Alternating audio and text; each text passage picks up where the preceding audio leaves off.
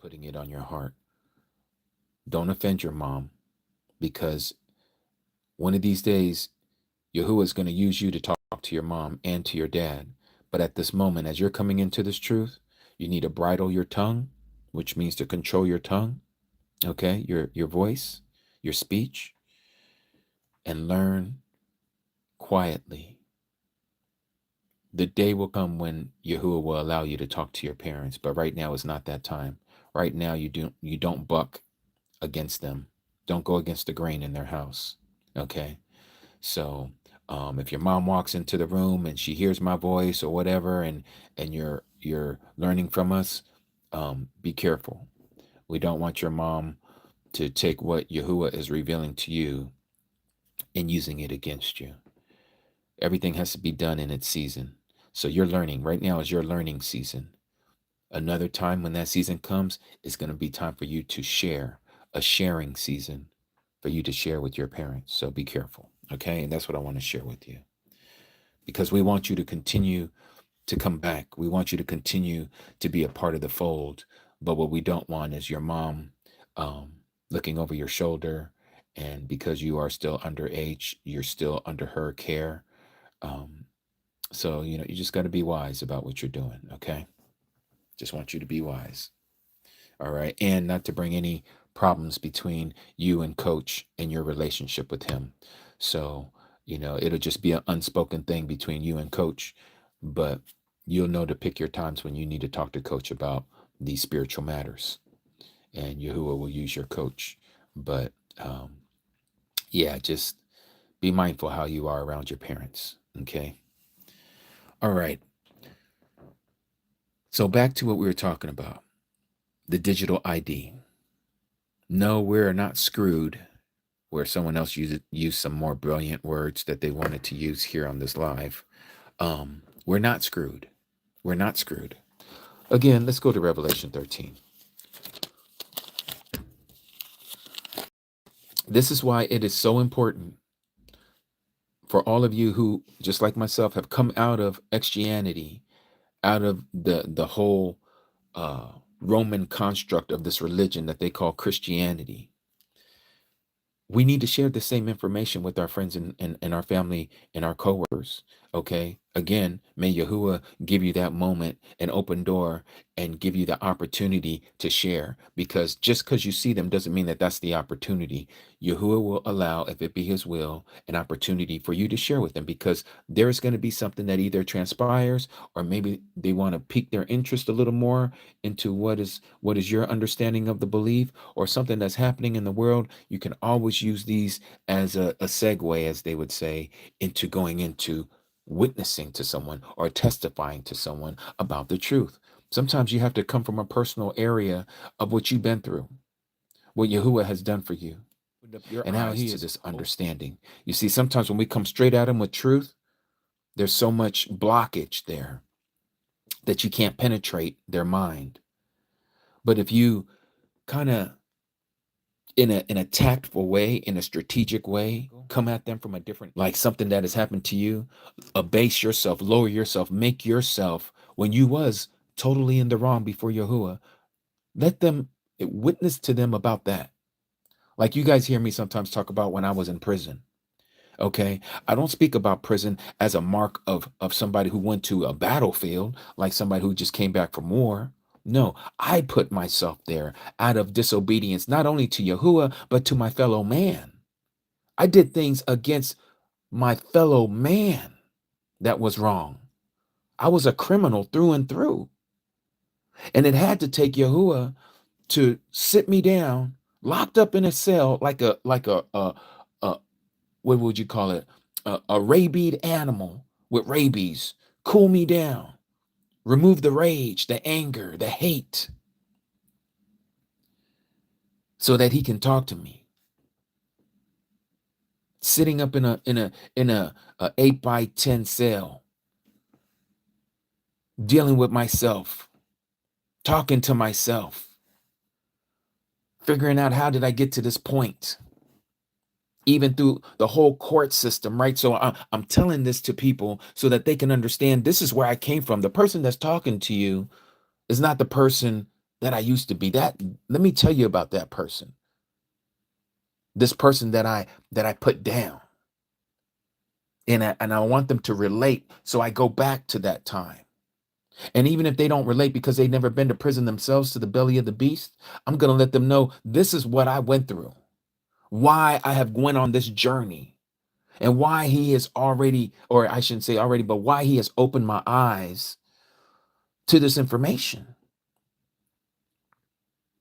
So if he can use a person like me, who was a degenerate, who was a criminal, who was behind walls because I was committing crimes to my fellow man, and I was transgressing the laws of Yahuah. I didn't love my neighbor as myself. If I loved my neighbor as myself, I wouldn't have did those things that got me locked up.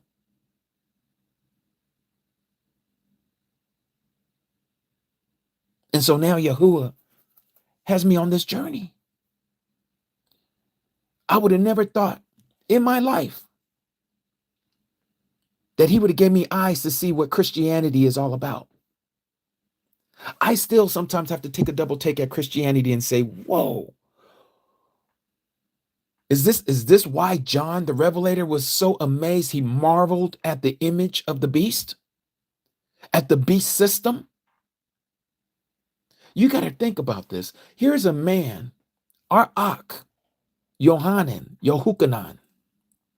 John, as many of us would call him in the English language. He was taken from his time, his culture, his understanding, and was taken, teleported, if you will, into the future to see our time,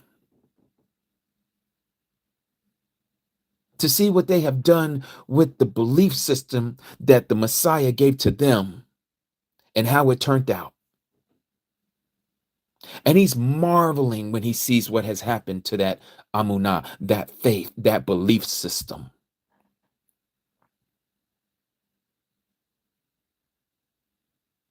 And now he sees all of this stuff that's going on, all these things that are being accepted that was not even tolerated in the first century of believers, was not even tolerated. Christianity tolerates a lot of things. We are not to tolerate these things. We are to hate these things. And so here it is, the world is going through all of this shenanigans with their pagan high days, their high feasts. And no one seems to think that there's anything wrong except for a few of us. They're well deep into this deception. And you have people who are supposed to be their teachers, their preachers, their leaders, telling them that it's okay. It's okay to do these pagan practices. And they'll even tell them it's not pagan anymore, or they'll tell them that it didn't even have origins in paganism. Just straight up lying to them in their face. Telling that this is all okay.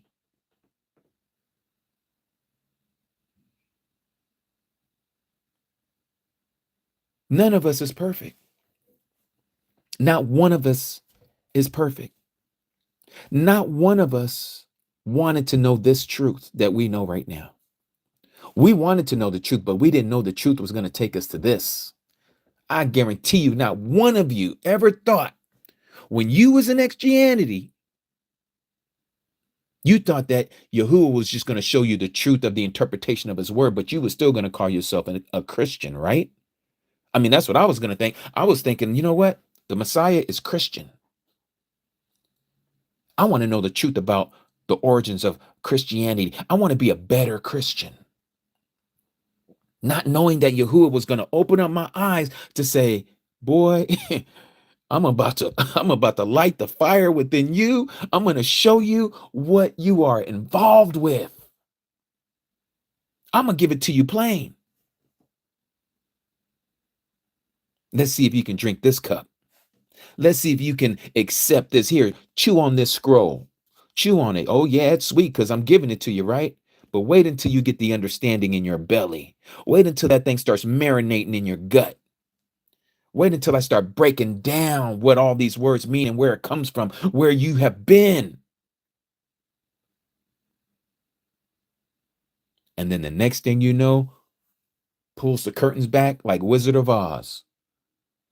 And you see it's this little munchkin looking person running the show. That's Satan. Satan running all this deception. From the golden brick road, the yellow brick road, thinking that you want to go back to Kansas, all of that. You in it.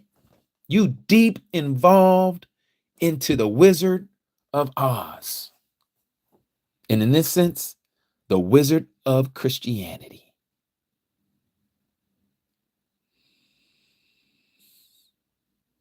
And so here we are getting ready to see this digital ID, the mark, the physical mark of the beast that is getting ready to show its ugly head in the history of Adam's kind. We are that generation. We are the generation that is getting ready to have to make a choice between life and physical death. I'm not sharing this to scare anyone. I'm not here to try to put some doom and gloom into you. I'm just going to keep it 100% real with you, the time that we are living in and why so many people need to wake up. They need to smell this coffee that Yahuah is cooking. He's brewing. Stop drinking Starbucks, figuratively speaking. I don't mess with Starbucks, but I'm just saying I'm not downing you for it. I'm just talking about you need to smell the coffee that Yahuah is brewing. Because the time is now. Don't think you're going to get yourself together later, because tomorrow is not truly promised to you. It's not. They say these same words in Christianity. The pastor, the preacher, the teacher, the reverends, the deacons, all of them, the ministers, they all say this stuff, right? But look, this is how Satan is so tactful. This is why what we just read earlier in Matthew chapter 10, where we was telling our Aki Salvador, it applies to us too. It applies to us too. Again, 10 verse 16, therefore be wise. Have that wisdom as serpents. Now we know what a serpent represents. We got to be like Satan, not being Satan. Somebody say, what? Did this dude just tell us to be like Satan? Look, Satan is not a dumb individual. Satan is not stupid. Satan is wise. Do you hear what I'm saying? He's very cunning. Yahuah is telling us to do the same thing. To be wise, be tactful, be strategic on how you're walking this walk. But don't follow Satan. Follow me. Follow me. We must use this knowledge, this information strategically.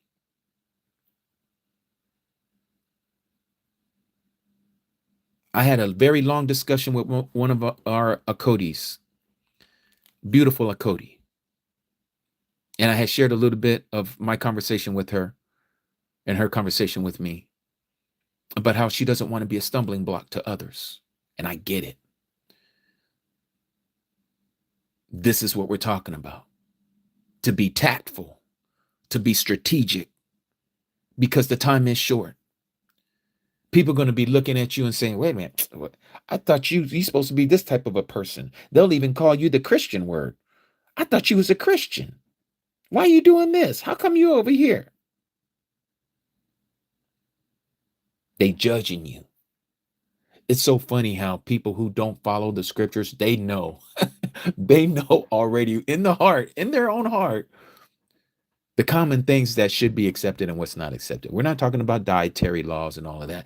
It's just certain things that they know a believer who says that they believe in scripture shouldn't be doing. These are the things that is a stumbling block. to a lot of people in our life, because they see our habits or saw our habits that we used to do. That's the only person that they can remember. They don't see the brother Jimmy now. They see the criminal Jimmy back then. That's what they see. No matter how I've changed my life, no matter what kind of words are coming out my mouth, they can't relate to what I'm trying to share with them. Like, he found that belief in prison. That's what that is. He got that prison religion. One of my family members, one of my uncles I love so dearly, he's over here equating me with Malcolm X. Talking about, boy, you done went into prison and came out with this belief system over here. They done messed your head up. This is one of my uncles on my black side. Lives in Texas. Got that southern black drawl.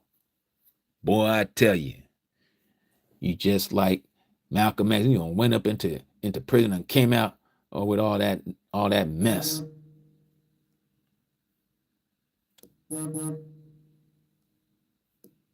And you know, I wouldn't have it any other way.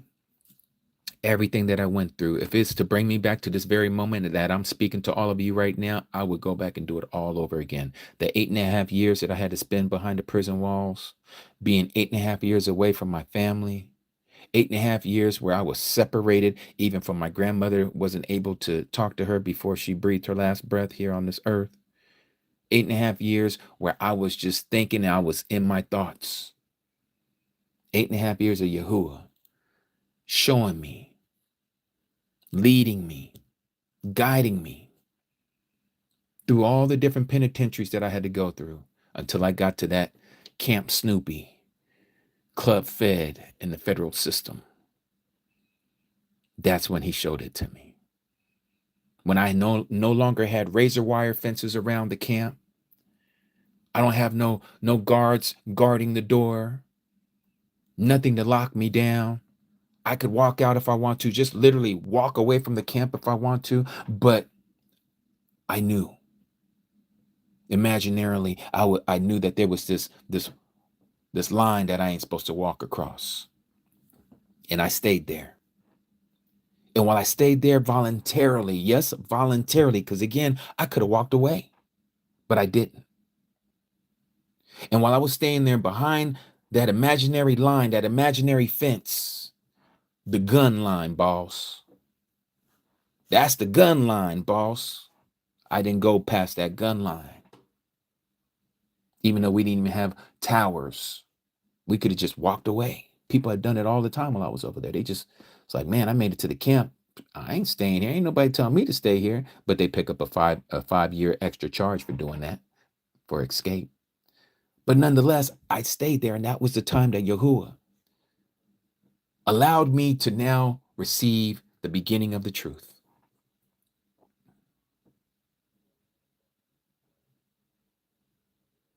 And through all that time, he was conditioning me. He was showing me little by little. I was so hard-headed. I was a hard-headed man, still hard-headed in certain ways.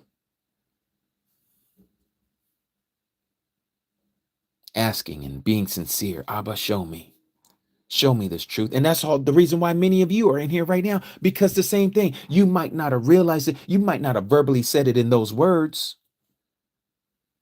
And sometimes you don't even have to say it. It's just the thoughts that are in your head. Yahuah says, this boy right here, this woman right here, this girl right here, I can do something with this person. But he already knew. Before the foundation of the world, he said he already knew who were his.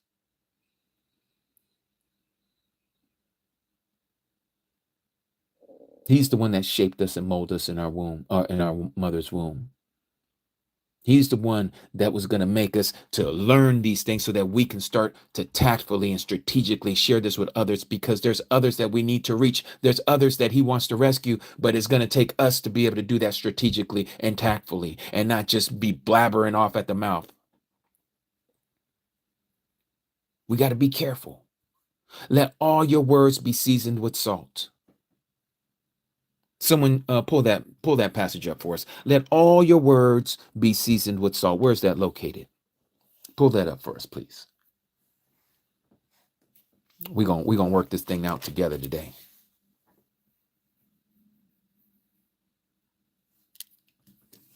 And through all of this stuff that we've been going through in our walk, feeling so no, it's going to be in the Basora. It's going to be in Matthew, Mark, Luke, or John.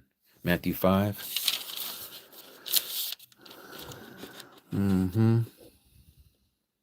Yes, there it is. Matthew chapter 5, verse 13. You are the salt of the earth, but if the salt becomes tasteless, how shall it be seasoned? For it is no longer of any use but to be thrown out and to be trodden down by men. Now there's another one that I'm looking for where the Mashiach says that we are to let all your words be seasoned as salt. Where is that passage? Colossians 4:6. What's the cross reference to that? Isn't there a cross reference besides Colossians? Didn't the Mashiach say something similar? Let your word always be with flavor or favor. Let your word always be with favor, seasoned with salt, so that you know how you ought to answer each one. And that's so true. This is the way we're to be. We are to be this way to all those when we give them a reason for what we believe in. Let our words be seasoned. Think about how you are going to as what the Akodi that I was talking about, Matthew 5:16. I think that was the one that I just read, wasn't it? That you want to present a great meal. You want to give a great meal to your family members. You want to break it down and make sure you put all the seasoning just perfectly. No, it's not Matthew 5:16, because that's about the light. Let your light so shine before men.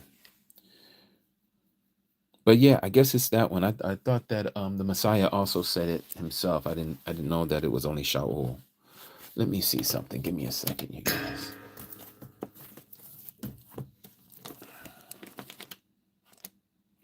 Give me a segundo.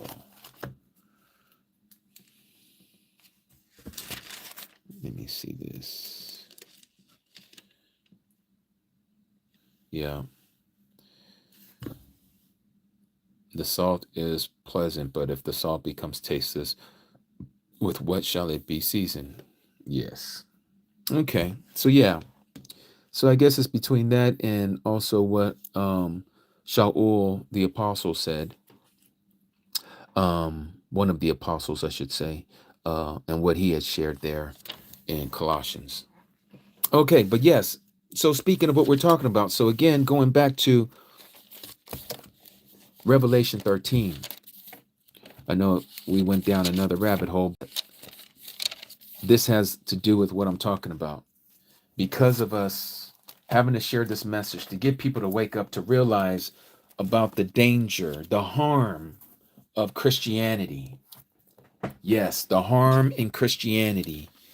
We have to forewarn our brethren, forewarn our family, our friends, our co-workers of the danger of the fire that they are literally leading themselves into by following the dictates and the traditions of the elders.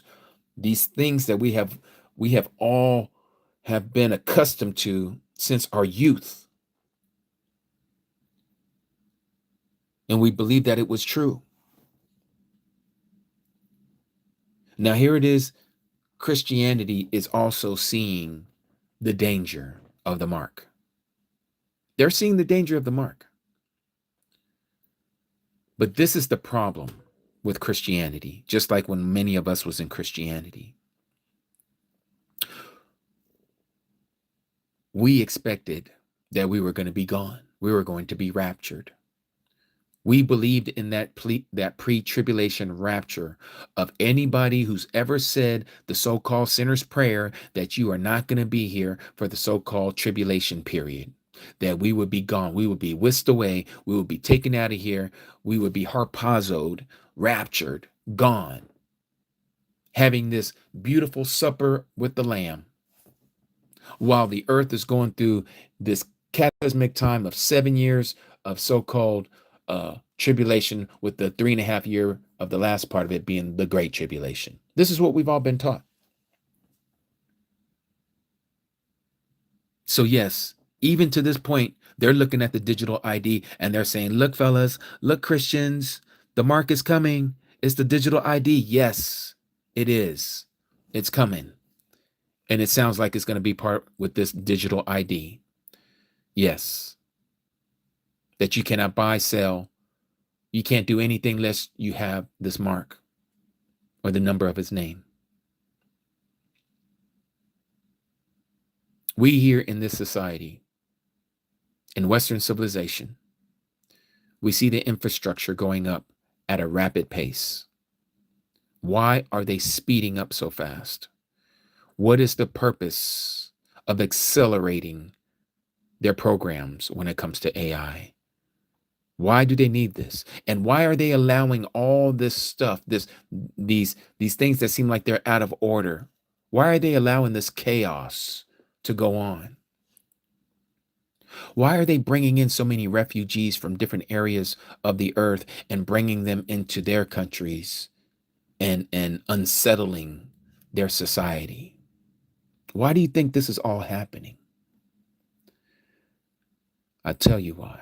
It's because they're about to give us the excuse why they're going to have to brand every man, woman, and child. They're going to mark every man, woman, and child. Oh, you hate the Jews? Well, you're not going to, when you have this mark here, we're going to know when you say you hate the Jews. We're going to know everything about you. Oh, you don't like the way we're running the government? Soon as we know that comes through one of these chips that you're going to take, we're going to know all about it. We're going to make sure you're a good Tommy and a good Susie. You're going to be a wonderful global citizen. You want to talk about the LGBTQ? You want to talk about any of those alphabet people? Oh, we got a place for you. You see, they're going to make everyone get in line. They're going to make you submit. This is the great testing. This is what the tribulation is all about. It is to test the whole world who are dwelling on the earth. And we're getting ready to see it. We're getting ready to see it. You want to hide your head? You want to clog up your ears? You don't want to hear this kind of message? You want to go on with your merry life? But you can't hide it. I don't care how much you go on vacations. I don't care how much you go to a resort. I don't care how much you want to hide off into some la-la land, glamping or whatever it is, and act like all this stuff isn't going on around you. Yeah, you can make a world for yourself. You can believe that the world is hunky-dory all you want. But what you can't escape from is what's getting ready to come down the pipe. This beast system is about to ratchet it up to another level. And it's going to affect every man, woman, and child that has breath in their lungs. It's going to affect everything. Animals, everything. The tentacles of the beast system is everywhere. Everywhere. Now, this is why running, when it's time to flee, as the Messiah says, he says that when you see these things begin to happen, let's go there. Let's go to Luke. Actually, let's go to Matthew first. We're gonna look at some of these accounts here: Matthew, Mark, and Luke. Matthew 24.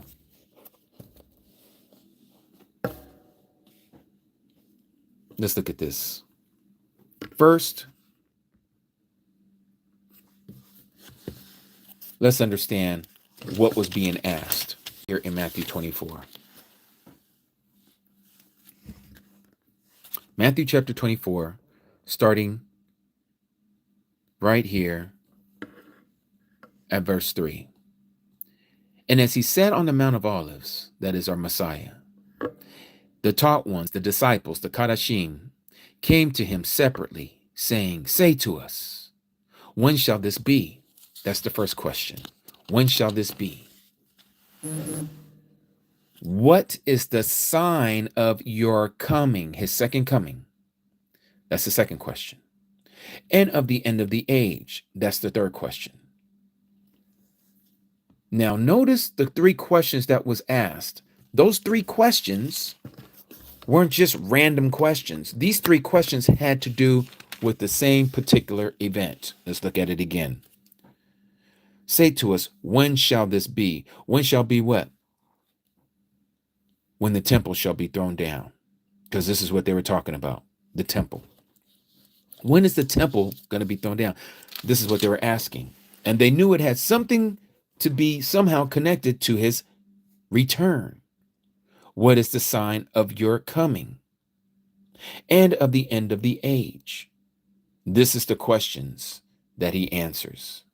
First, he says, take heed that no one leads you astray. Well, we all failed that test. We failed that very miserably because we all practically that are in here right now. Some of you are still in Christianity, but many of you have come out of Christianity like myself.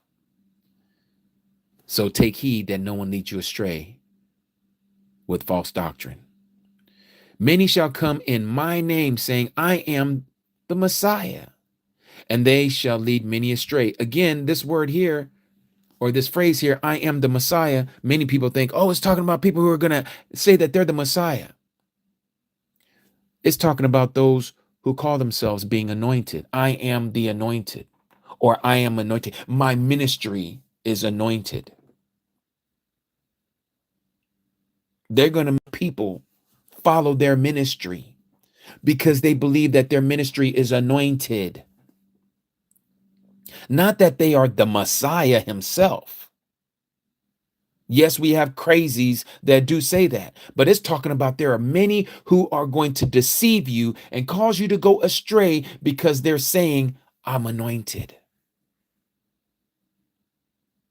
I'm anointed. And we see that all day long. And you shall begin to hear of fightings and reports of fightings. Yours may say wars and rumors of wars. Well, right now, look at what's going on this earth. I don't have to tell you guys of all the problems and the skirmishes and the wars that's going on all over this earth right now. We got hot spots everywhere ready to go off at the flick of a match, ready to go because it's all going to culminate into that one world war. And it's coming. We are literally right at the edge. We're like looking in. Don't worry. It's coming out the fence. You don't have to look in anymore because we're all going to be engulfed in it. That's what's happening right now. See that you are not troubled. Notice that. He says, while we see all this commotion going on between the nations of them talking about how, oh, if you do this, we're going to do this. Oh, you might want to check yourself because you're making threats to us. And if you're going to do that, then we're going to use the N word. And we're not talking about the word that you call on somebody who because of the color of their skin. We're talking about a weapon with the N in it at the very beginning, where these atoms be splitting and be melting people down to ashes. This is how people are talking right now. They're throwing this N word around like it's just water. It's just like drinking water. Oh, it's a yeah. Here, take this. This is the type of world we're living in right now, where they don't care about life. But he says, do not be troubled. Do not be worried. But I know it's easier said than done because there are people worrying because you're always thinking about somebody, usually outside of yourself. But what about my children? What about my animals? What about my job? What about the things that I have going on in my life? The Mashiach says, don't worry about that stuff. You can't control those things. You just control what you have in your control, which is your walk with him.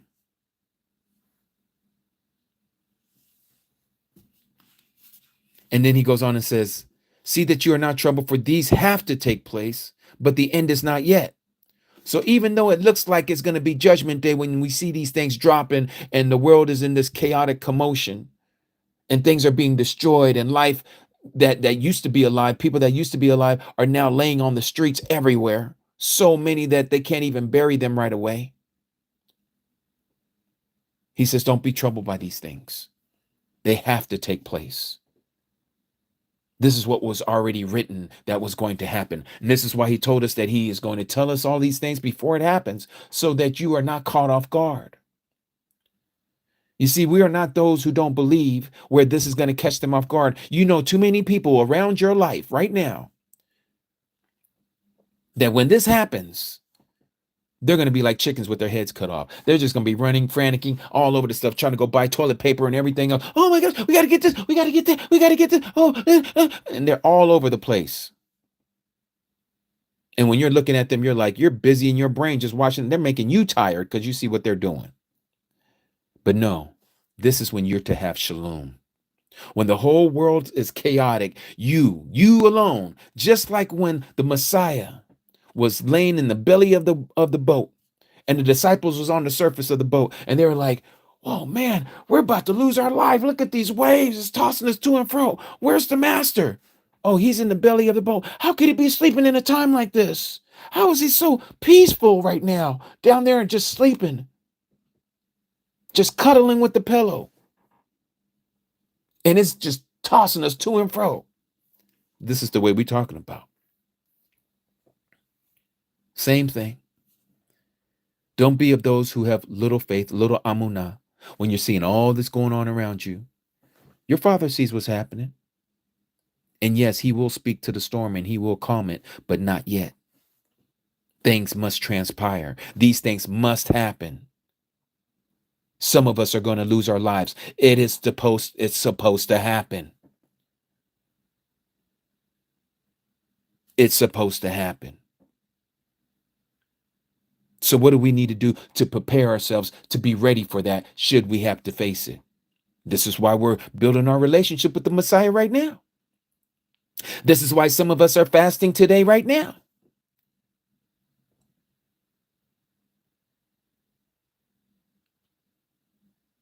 Yahuah speaks to us when we're walking in obedience. This is why we're building up our faith through following his commandments. Because as we have this communication with him, which people call prayer, palal, you start to see how he's directing your footsteps every day, every single day. The obstacles that you run into, he's still getting us together. He's the one who is shaping us and molding us and forming us into who he wants us to be.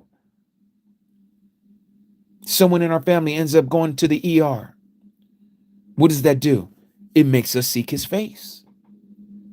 It makes us go before him and we beg on behalf of our family member or our friend or our coworker, whoever it is that is now sick or hurt or maimed or lame. And so we go and we petition on their behalf before Yahuah. This builds up our character. It builds up our relationship. It builds up our communication with our Abba. So that when that day does come, which is going to be way worse than someone going to the ER, and you have to flee from everything that has been comfortable to you all your life, and you have to get off the beaten path, and you got to walk out into the wilderness or into the forest or up into the mountains where there is desolate. It's just desolate. You don't have nothing but the clothes on your back. You don't have no food with you. You don't have no water with you. You don't have nothing but you and maybe some of your family and some friends who also believe. And you out there in the wilderness because it happened so quickly. But you shouldn't be like your family members and your friends and coworkers with your neck cut off. No. This is why we read the instructions. We're being instructed. This is what you do when this happens. This is how you're to be when this happens. This is how your thought process should be when all this happens.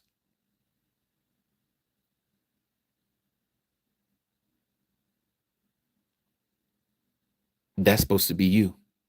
That's supposed to be me.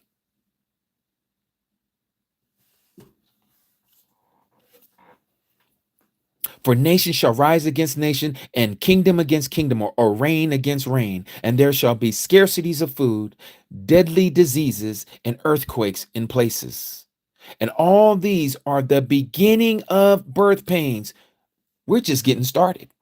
We're just getting started. And Christianity is telling us, oh, don't worry about the birth pains. You ain't going to be here. You don't have to worry about the birth pains because you're going to be gone.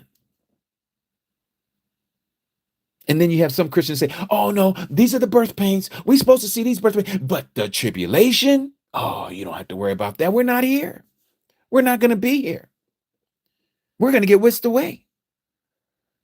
We're catching that ride from the cloud. We're gone. We don't have to worry about none of this nonsense. We're going to be singing hallelujah up in the clouds.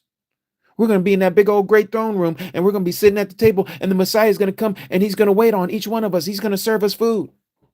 While the world is going through the worst time of human creation it ever has happened ever since man has been on the earth. We're not going to be here for that time.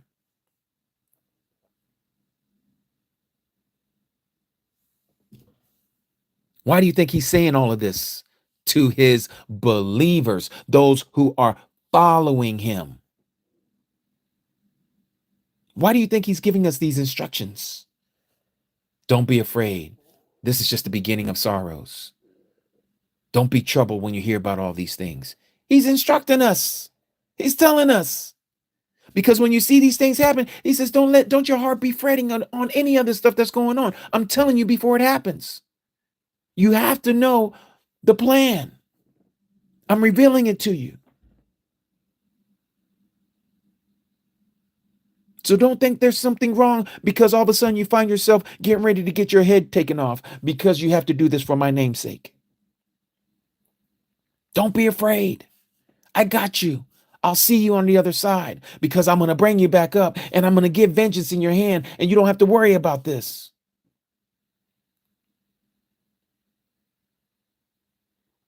But all we're taught is your best life is now. 7 steps to faith.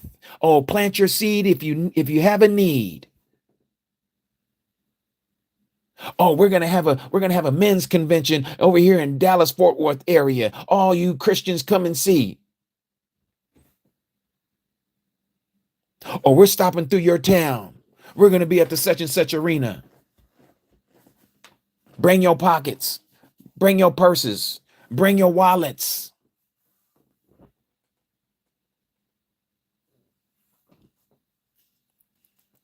All these are the beginning of birth pangs. Now let me show you how all this works together hand in hand with the book of Revelation as we continue to read this. I know it seems like I'm all over the place, but I'm showing you something. Revelation chapter 6. Remember, we were talking about the first seal. Many people thought it was the anti-Messiah, the anti-Christ, as they like to call him. This was none other than the COVID epidemic, plandemic. This was the white horse that went out to conquer. The bow was the toxin. Not this whole imagery of, oh, he who sat on it had a bow, and then they like to add, but notice that this anti-Messiah had no arrows. He just had a bow. Ooh, that's a deep thought. Why doesn't he have any arrows for his bow? Because that's not what it was actually supposed to be saying. That's why this is mistakenly wrong by putting the word holding a bow. He was holding a toxin. He was holding poison. And a corona was given to him. It's the name of that poison. And he, that poison, went out conquering to conquer. And what did they do? People lined up to get the jab because they scared to death.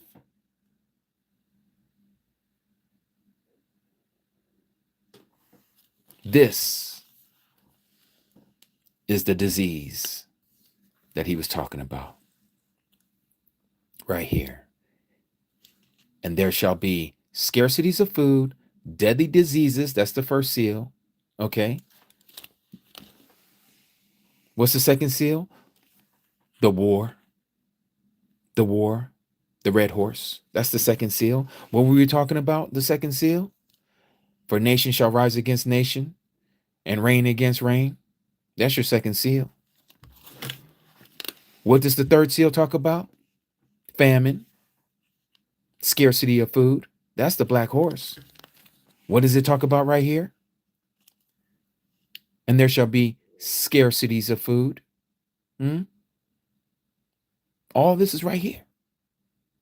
He's saying the same thing all over again. He's telling John again, but this time he's saying it to him with his brethren. Here in the book of Revelation, it was only John himself. He was on the island of Patmos.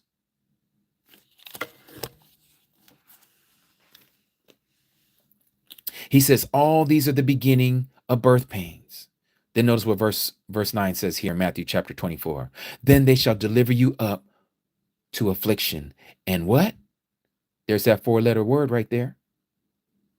And they shall kill you. And you shall be hated by all nations for my name's sake. How are they going to kill you? Let's look at the 5th seal. And I saw under the slaughter place, under the altar, the beings of those who have been slain for the word of Yahuah Elohim and for the witness which they held. And they cried with a loud voice, saying, how long, O Master, set apart and true, until you judge and avenge our blood of those who dwell on the earth? What happened? They were taken out by the guillotine. They were taken out by the guillotine. Verse 9. And then many shall stumble, and they shall deliver up one another and shall hate one another. This is where your family members are going to turn you in. Those of you who aren't Christians anymore, like me. Because you best believe the Roman religion is still going to be strong. And you best believe the anti-Messiah is going to use this Roman religion called Christianity against the followers of the true Messiah and not the false Messiah, not the Antichrist called Jesus Christ and Jesus Christ's teachings that the law has been done away with and that you can not keep the law anymore, and you don't have to keep the Sabbath day anymore, and you don't have to do any of the feast days anymore. You get to do all the pagan celebrations. You don't have to worry about any of this stuff that's written in the so-called Old Testament, when it wasn't called the Old Testament until around 1000 AD. Because why? They came up with the canonized called the New Testament, which then says, nope, the Old Testament is no longer void. No longer accepted. It's null and void. If it isn't in the New Testament, we don't follow it, says the Christian. But the scripture says that we are to keep it. The Messiah told us he didn't come here to destroy it, but to fulfill it, to complete it. He had to complete it. We still have to finish the job. We still have to do our part to complete our part. We still have a mission to do. He already did his mission. Now we got to do our part. And what's the mission? He says to follow him. Do as I did. Walk as I walked. Speak as I spoke. Share the love as I have loved you. You love others the same. Endure to the end. Persevere. Strive to enter. Our mission isn't done. It just began. It just began. And so many of us, we're going to be led to the slaughter by our own family members. SWAT team running up into my brother's house. It's like, how come you don't got the mark? Oh, no, we got the mark. We got the mark. You must be looking for my brother. Turn me in with the quickness. Without even hesitating. Without even flinching or blinking. I know where he's at. I know where he's at. I know where he's hiding out at. And there's probably some people with him too. You're going to get a whole bunch of people. Please, just don't hurt me and my family. Okay, show us. And we'll give you a handsome reward. We'll give you extra credits.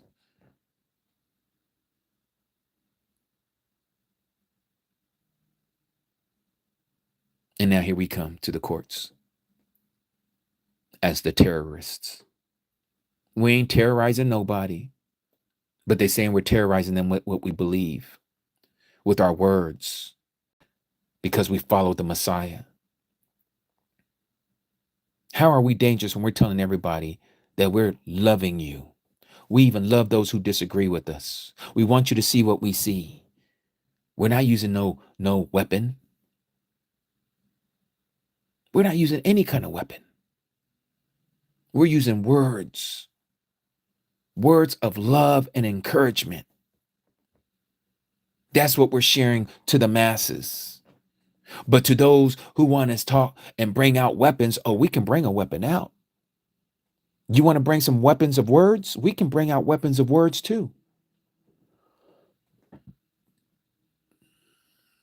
But for the most part, we have to make sure that our words are seasoned with salt.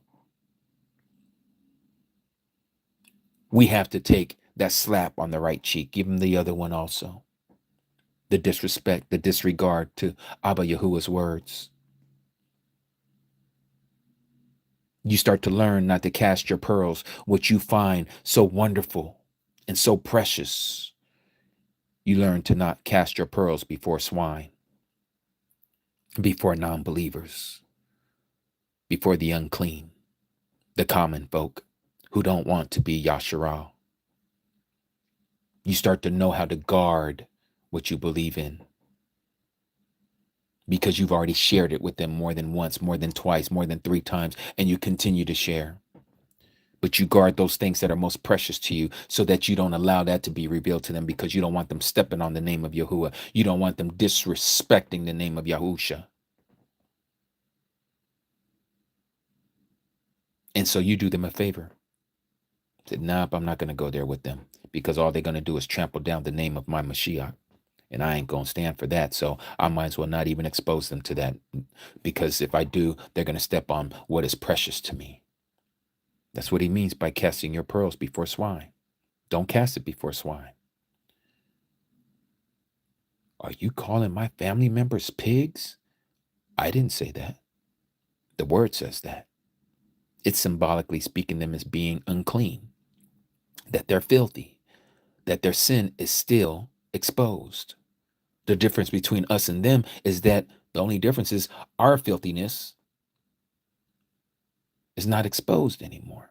Our nakedness is not seen anymore because the blood of the Mashiach is covering us.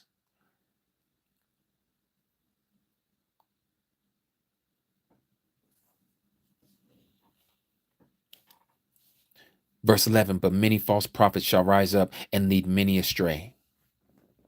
Many false prophets in the last days are going to rise up and lead many astray. You mean like a lot of the ones that we see on these TikTok videos and their lives and on Instagram and their posts and on YouTube on their programs? Oh, yeah. And some people might even question what I'm doing and saying, oh, yeah, you're leading many people astray. Only if they knew. Only if they knew. Because you see, Yahuwah is the one who reveals the truth to his people. This ain't about following someone. The only one that we're following is the Mashiach. That's it.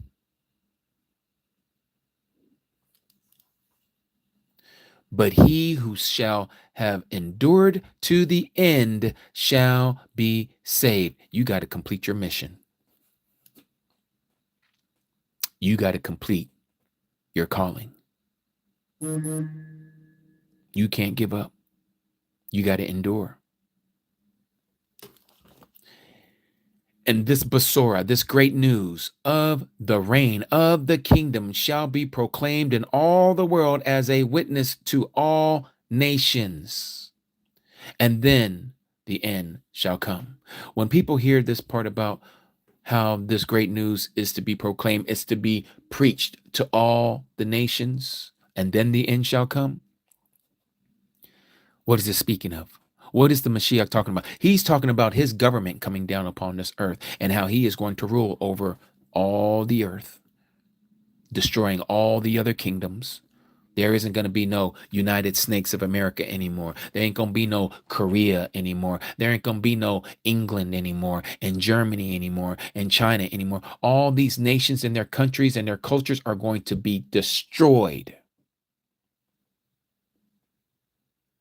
All of it destroyed. because they have been taught to us by these fallen entities. Yahuah is not going to allow not one of those things to endure in his kingdom. He's going to wipe it all out.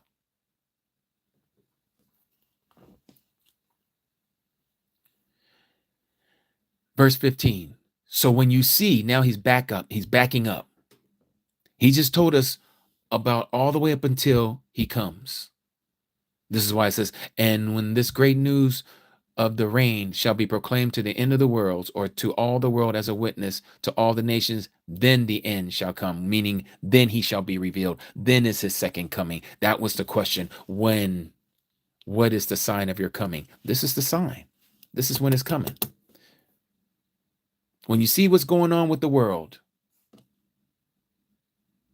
when this great news that I have just shared with you is being taught to the rest of the world, then the end shall come. And then he digresses. So when you see the abomination that lays waste, and we talked about this a little bit, about the third temple, that's what the abomination is. It's the third temple.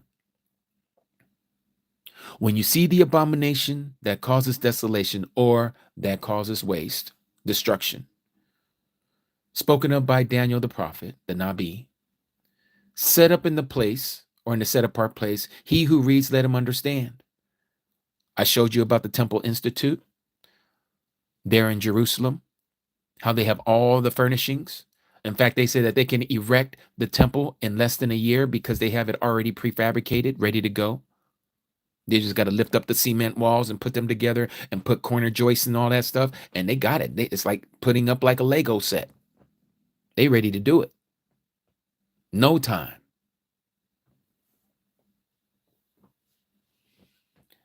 But notice what it says here. So when you see this, he says, he who reads, let him understand.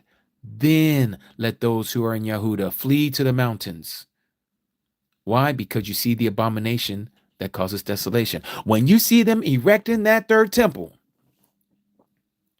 that is your sign. Flee, leave, go. Let him who is on the housetop not come down to take whatever out of his house. Again, if you're doing something, this is going to happen so instantaneously. Whatever it is, it's going to happen so quickly that it's going to literally change the world in an instant.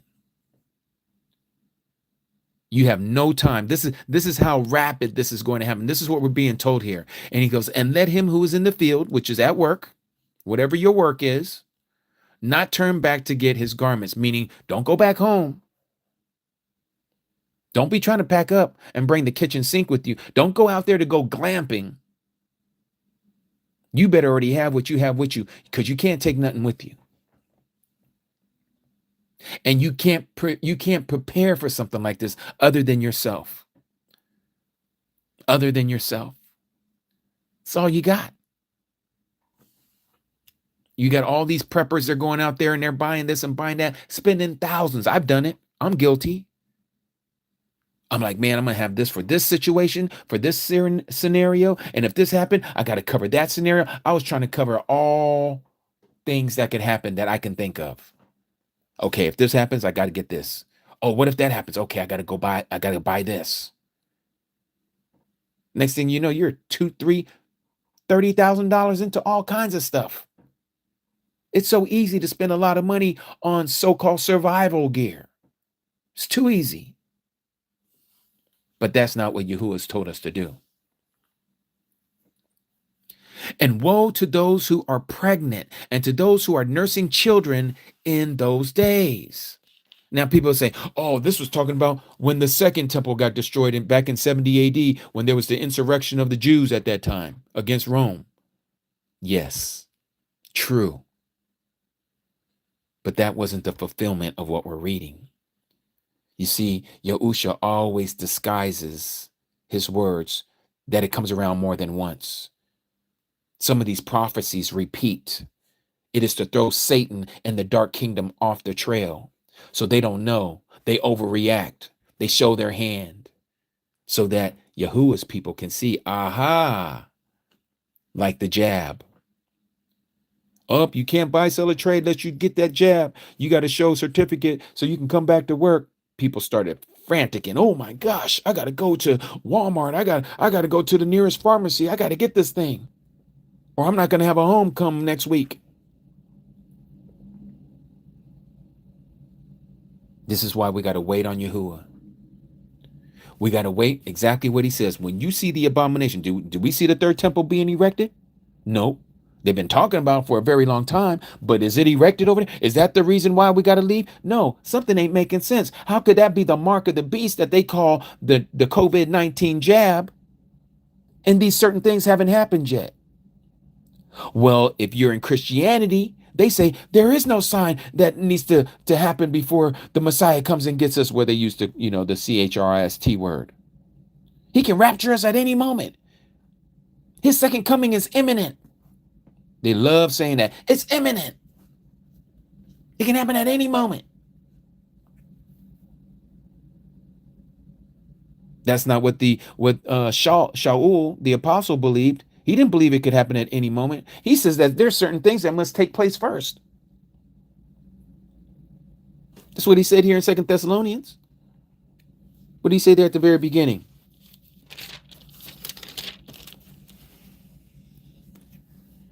As to the coming, the same coming that we just read here, what is the sign of your coming?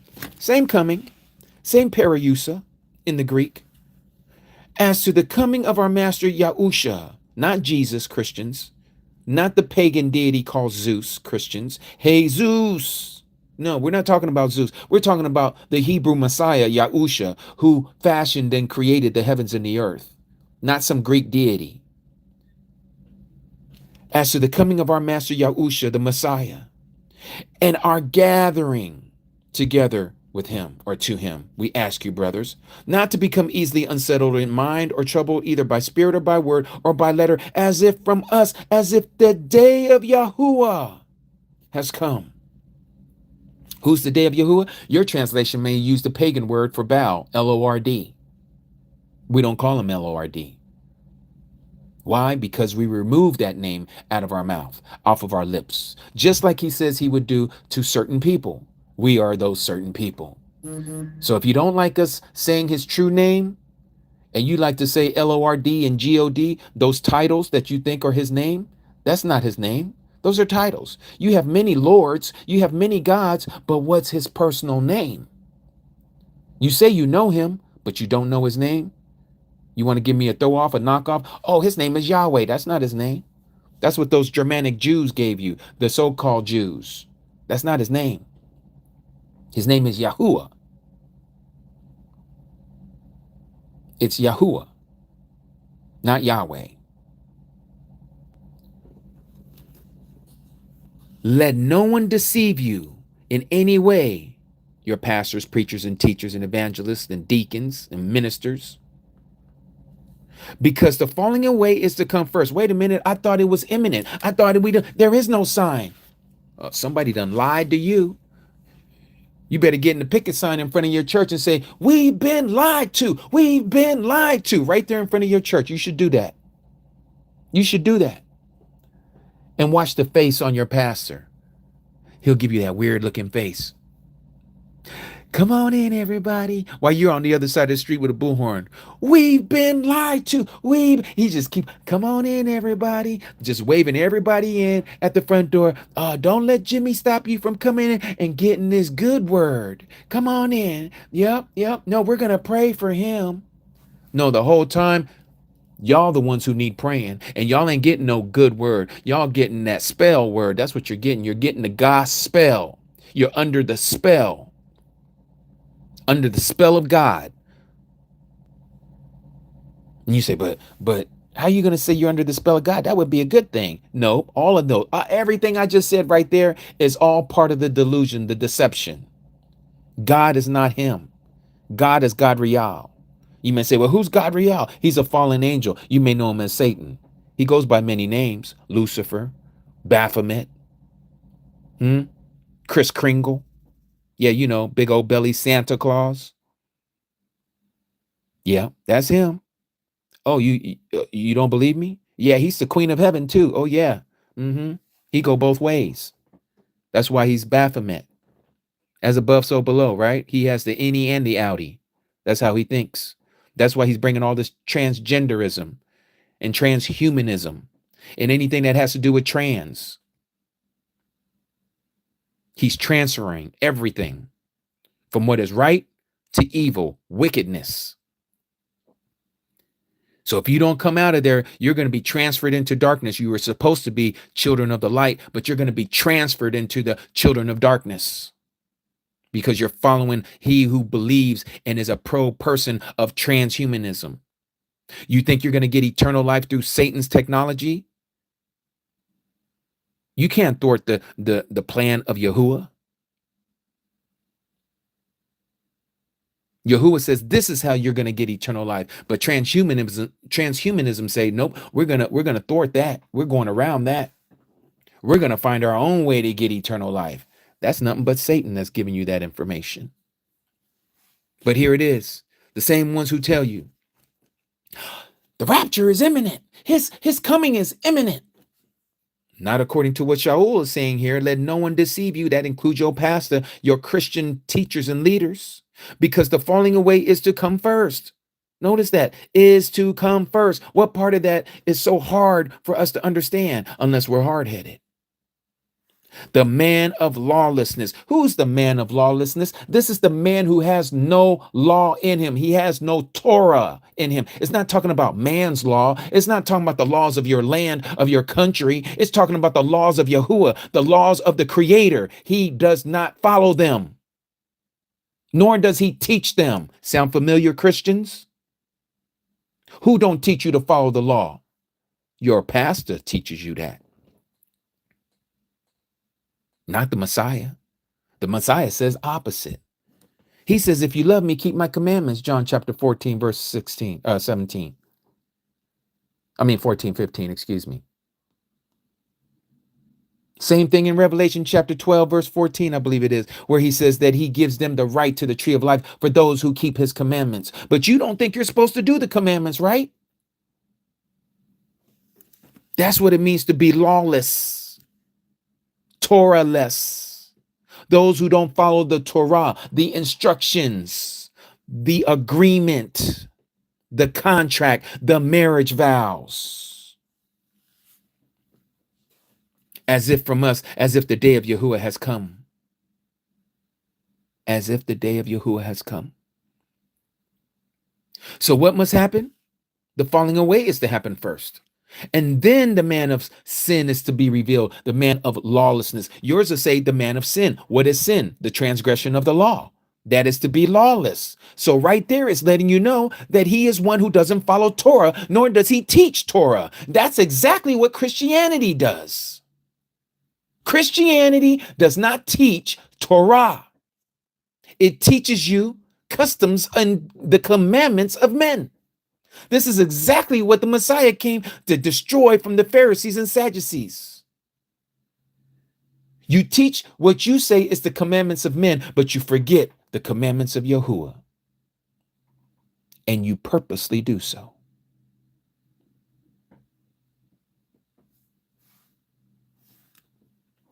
So all this is to happen first. So the abomination of desolation is the third temple. So ask me, what are we talking about? The falling away is to happen. Yep, it has to happen. The anti-Messiah has to be revealed. He hasn't been revealed yet. So if those two things, one has already started transpiring already, which is the falling away, the apostasia in the Greek. That already started. It started back in the days of Shaul. He says that it was already going on already. Look what he says here. He says the secret of lawlessness is already at work right here, verse 7. 2 Thessalonians chapter 2, verse 7. He says, for the secret of lawlessness, that is not teaching the Torah, is already at work. They're already telling people, soon as the Messiah left and he ascended up into the Shamaim, into the heavens, Satan is already busy breaking down everything that Yahuah had left behind with his apostles. This is what you go and teach all the nations, immersing them in the name of the Father and the Son and the set apart Spirit. showing them everything that I've shown you. Teach them as I have taught you. And what do you have? You have people that say, oh, I'm not following what those apostles have been taught by the Messiah. No, we're going to start our own church. We're going to start our own customs. We're going to start our own traditions. We're going to start our own pagan holidays. And we're going to teach that to our children and to the next generation after that and to the next generation. And we're going to create a government, a beautiful government, and have the whole world follow it. That's where we're at right now.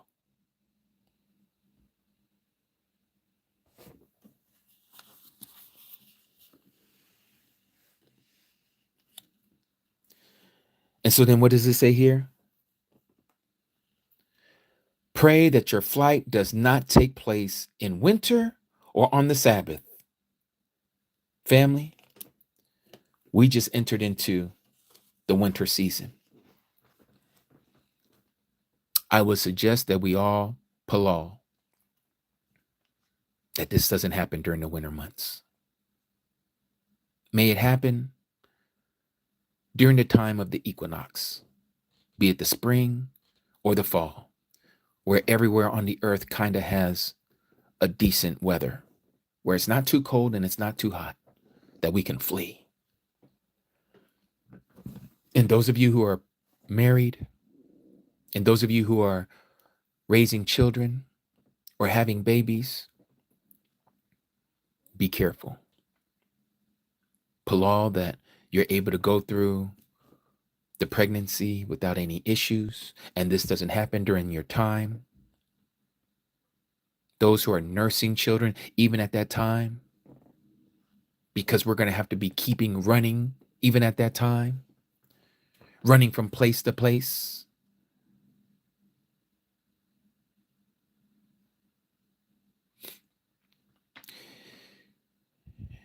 Kikop, I guess that's how you say your name. Not quite sure. You say, where do the Gentiles flee? Well, first of all, if you're a Gentile, you're in trouble.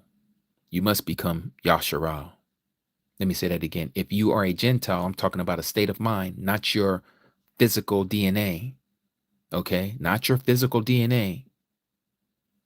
I'm talking about your mindset. If you are a Gentile, mentally speaking, meaning that you're still keeping the pagan ways and you're still calling yourself a Christian, you're a pagan. You are a Gentile. You have not grafted into Israel. So if you're asking me, where do the Israelites flee to? Exactly what we just read. You flee. You leave the villages, you leave your towns, you leave your city, because that is going to be your enemy. That's where the beast system is already. They've already established it. The only thing that is left is to connect you to the beast system. That's the only thing that's left. But the beast system is already erected. The last part of that plan is to connect you into the beast system, where you are literally toggled, umbilical cord, straight into the beast system. You are tethered to the system.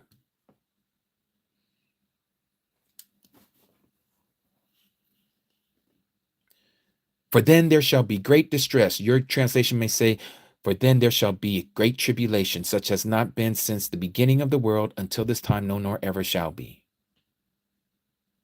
This is going to be the worst time in human history. I'm sure all of us have read things that have happened in history's times and past, what they did to people that didn't agree with their so-called government. Well, this time for us is going to be terrible. It's the great testing. That's what the word tribulation means, testing. The great testing that shall come upon the whole world. And why is it happening? Because the Creator has to test us. It's the last test for those right before his coming. This is what he promised to the children of Philadelphia, those who will be the 144,000 households. What did he say here? Verse 10, because you have guarded my word of endurance, I shall also guard you, meaning the 144, not the Christian church. Many of us aren't even going to make it who are in the truth. This is talking about the cream of the crop, the first fruits, the 144,000 households. They shall be gone. They're the only ones that have been promised to be gone. That's who he's talking about right here. And what do they have? They have love for their brethren. They have love for those who are a part of their human family, even the enemies of them. That's who we're talking about. I shall also guard you or keep you from the hour or the time of trial, the time of testing, which shall come upon all the world, not just areas geographically of the world, not just Western countries that have the technology. No, this is the entire world, third world countries too, to try those, to test those who dwell on the earth. Test them of what? To see if they're going to overcome what the beast system is trying to do to them.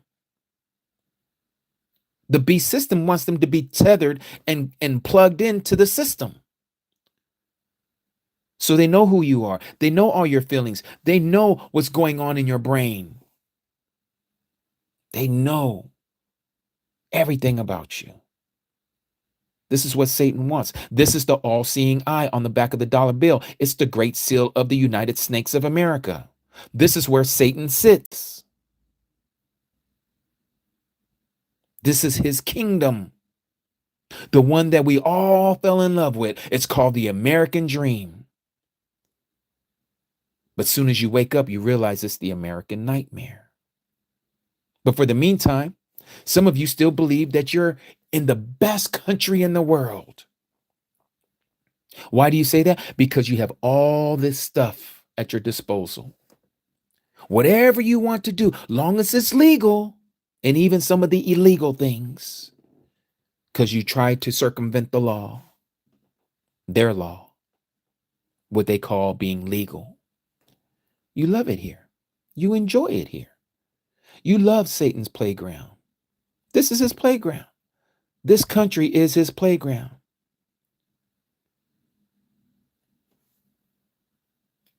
This is the same country that he is dwelling in, that he is sitting on, that has his people.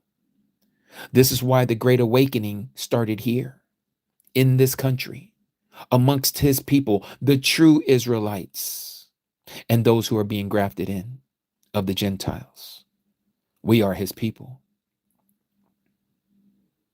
We are behind enemy lines. We're in Babylon, mystery Babylon.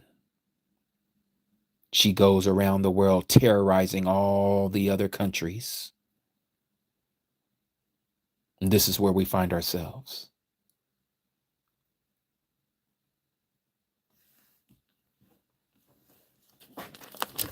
Going back to Matthew chapter 24.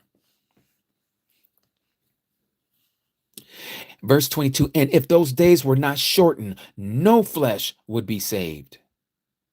But for the sake of the chosen ones, not for anybody else, those days shall be shortened. He's going to shorten this time of testing. Why is he going to do it? For the chosen ones, for no one else. It's for the chosen. We were talking about predestination, chosen, and having a free will earlier last week. And we were talking about how Yahuah says he already knows who are his. He chose us. We didn't choose him. He made some vessels for honor and some vessels for dishonor. He made some vessels for the saving of salvation, and he made some for damnation and destruction. But he's going to do this for those who have been chosen, who have been elected, those that he wants to dwell with him forever. He's going to shorten it for their sake. So if anyone then says to you, look, here is the Messiah, or there, do not believe, for false messiahs and false prophets shall arise, and they shall show great signs and wonders, so as to lead astray, if, the big word here, possible, even the chosen ones. What is he talking about? Christianity has led many astray. Many in Christianity are going to the lake of fire. Not all, many. You may say, well, who are you to make that choice? I'm not the one who's making the decision. Yahuah makes that decision. But he told us. He already told us. Anyone who worships the image of the beast.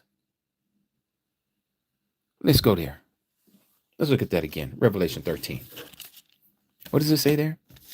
Actually, let's go to Revelation 14. Let's look at that.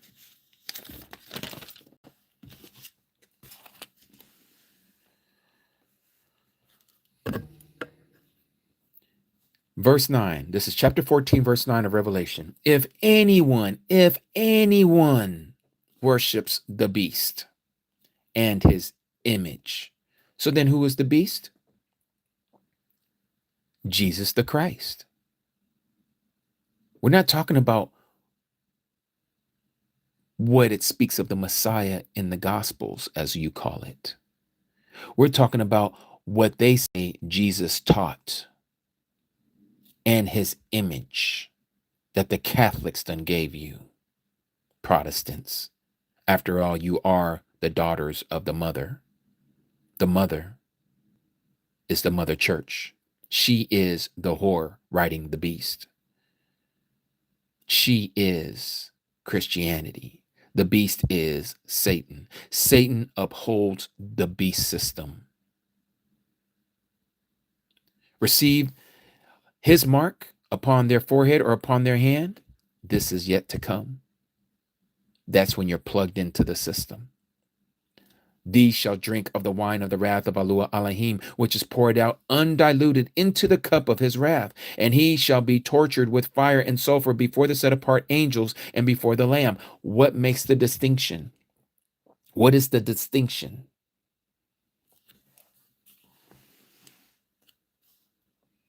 Those keeping the commandments of Yahuah Elohim and possessing the witness of Yahushua the Messiah. That's the Old Testament and the New Testament, Christians. You better get on board. You better get out of those houses that you call churches. You better get yourself out from under those so-called pastors, preachers, and teachers who are leading you astray. And you're following a blind guide, and they're going to lead you off into the lake of fire, into that ditch. You shall know them by their fruits. Their fruit is of the lie, is of the falsehood. It is not of the truth. There is no truth in them.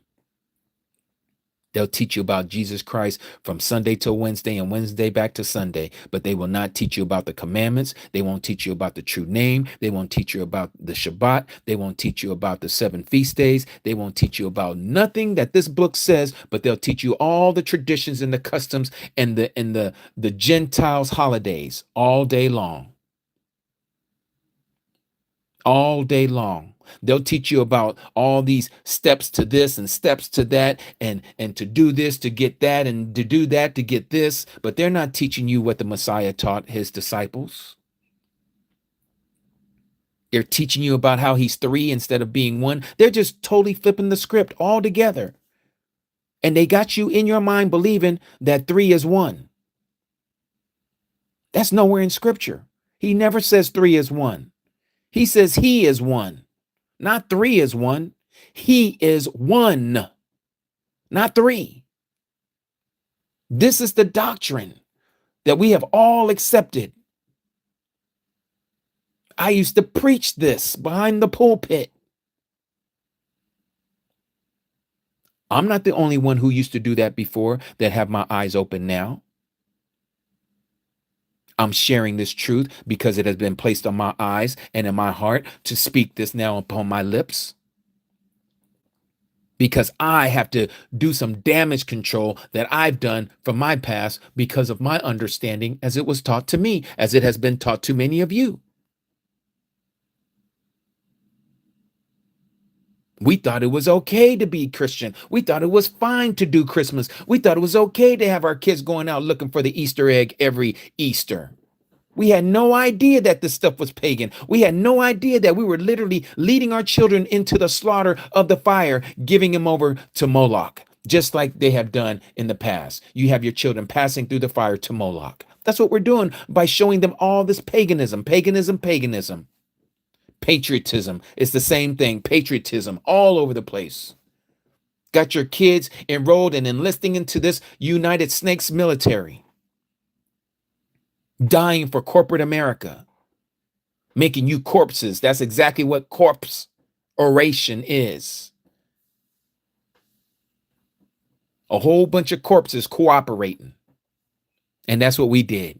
We cooperated with the beast system, the dead system, when we're supposed to be part of the living system, which is the living one who is the Mashiach, who is the one who gave us everything that we have.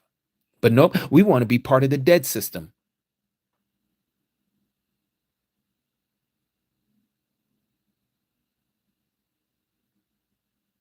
What do? How do we come out of her?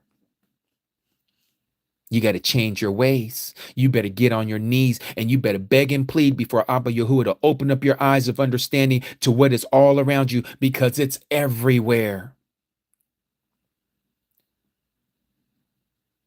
Satan's teachings and his guises are everywhere.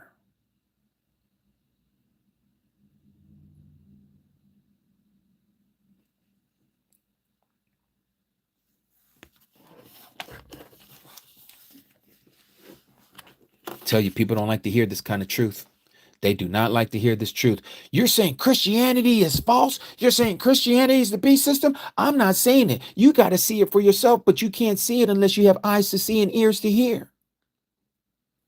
You're so deep engulfed and entrenched into the Roman system that you are so romantic and you're romanticized by Christianity that you can't even see it. You can't believe it. But I'm telling you, you're going to be without excuse on that day, because you can't say that you haven't heard it. You cannot say that you did not hear that Christianity is the beast system. If you've never heard it before, you heard it here first. You are in the beast system if you're in Christianity, and you better come out of her. You better come out of her. And he's still calling you his people. Come out of her, my people. Revelation chapter 18, verse 4. But you won't be his people if you don't come out. You'll be a casualty of war. You're going to be on the wrong side of this history. And you're going to find yourself burning in the lake of fire, and you can't be mad at nobody else, and you're going to be cursing the Creator, for there are going to be weeping and gnashing of teeth, cursing him.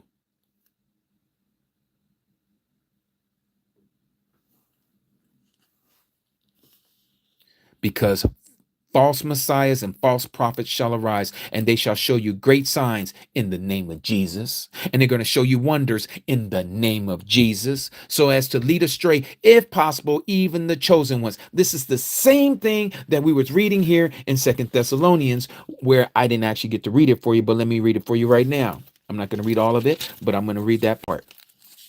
Again, what does it say here?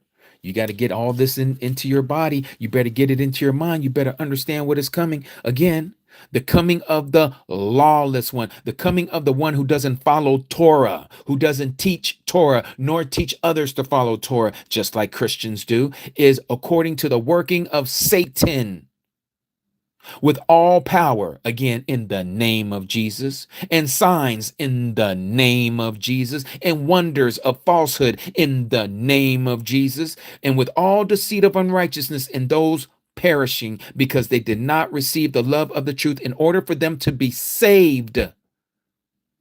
You're not born again and saved.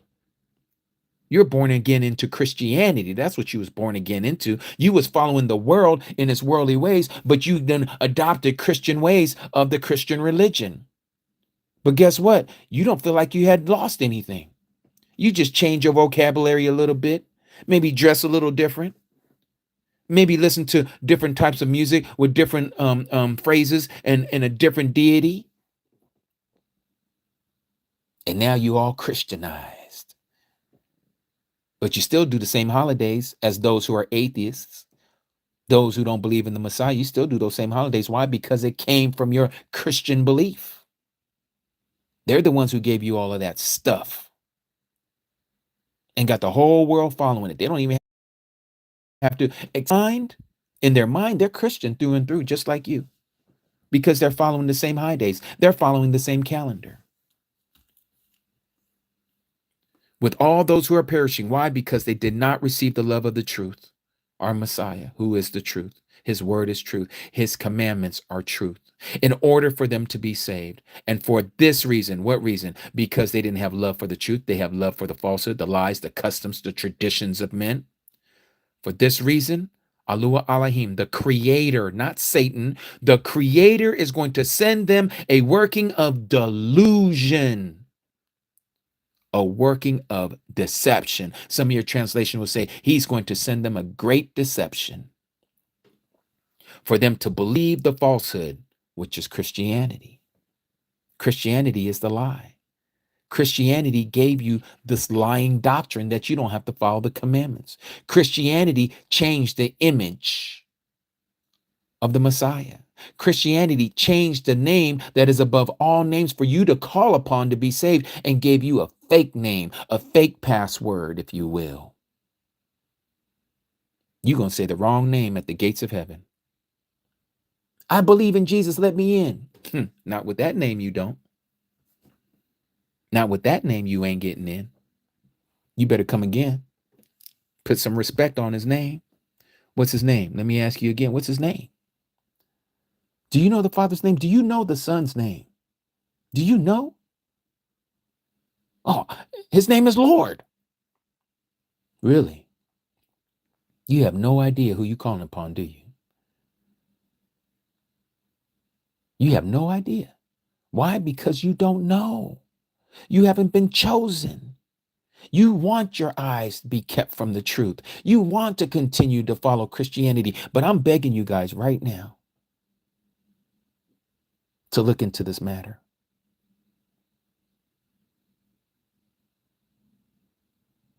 You got to look into it. Time is running out. You think you got eternity. You don't. Not with him. Not unless you change your ways. Not unless you understand what the truth is. You got to get under the agreement. You're not in agreement right now, right, with him right now. The only one that you're in agreement with is Satan. He's the one who told you don't have to keep the commandments. The Messiah didn't say that. The Messiah said just the opposite. He said just the opposite. I think some of you don't understand, nor do you know your scriptures. Let's go to Matthew chapter 19 real quick. And then we're going to come back to Matthew 24 because we still haven't even reached the end of that. And we've got to go through Mark and Luke. What does it say right here? Look at this. I love talking about this because some of you are going to get your eyes open today.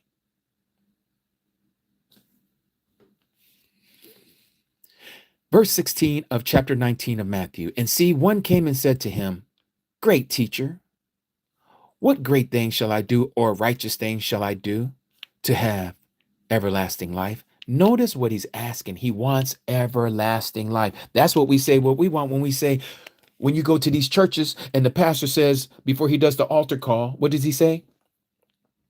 Everybody bow your heads right now. Everybody's eyes closed. Okay. Nope, I don't want to see nobody's eyes. I don't want to see nobody's heads up. Everybody have your heads closed, your eyes closed, your heads bowed. If you don't know Jesus as your Lord and Savior today, and you want to know for sure that if you was to die tonight, that you would have everlasting life, raise your hand right now. Raise your hand. Yep, I'm sure all of you've done that before, haven't you? Look, 30 people just left out of here because we're exposing the lie. They don't like hearing this kind of message. We just had 276 people in here, and it just dropped to 246. That's them Christians right there. They like their ears itched and scratched. Itching for a scratch. Talking about my days back in hip hop. Itching, scratching, scratching, scratching. They want their ears itch. Not happening.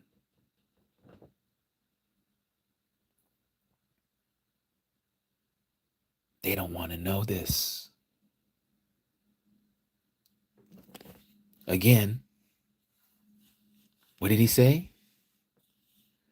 Great teacher, what righteous thing shall I do to have everlasting life? Look, some more people done left. And he said to him, why do you call me righteous? No one is righteous except one. That is, Yahuah Elohim, the mighty of mighty ones. But if you wish to enter into life, notice this, but if you wish to enter into life, guard the commands or keep the commandments. But wait a minute, you've been taught not to keep the commandments, right? Let me show you another one. Matthew chapter 5. What does it say here? Up, some more people done left. Look at that. I tell you, boy, these Christians don't like hearing this message. They don't like hearing this message. It makes them want to cry.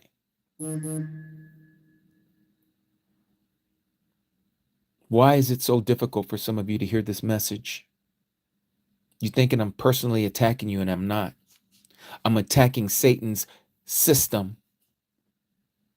You can't separate your feelings from the truth, and that's the problem that we all have.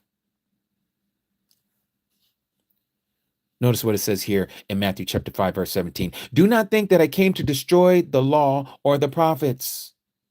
Right off the bat, the Messiah is saying, do not think that I came to destroy the laws or the prophet. That is Genesis to Malachi. I did not come to destroy. That's what it would mean if the laws were nullified, if they were nailed to the so-called pagan cross. That means that they were destroyed, but he didn't say he came here to destroy it. He didn't say he came here to do away with the law. He didn't say I came here to put a stop to following the law. No, he says he came here to complete it, to fulfill it. And if you think he's saying that, no, he's saying that, well, he finished it. That's why he says it is finished. Look what he says here in verse 19. Whoever, Christians, whosoever then breaks one of the least of these commands or commandments and teaches men so. Who teaches men not to keep the commandments? Who teaches a whole organization of people to not keep the commandments? Who says that the Messiah, their Messiah, Jesus, told them you don't have to keep the commandments because I did it for you. You rest in me. You rest in my work.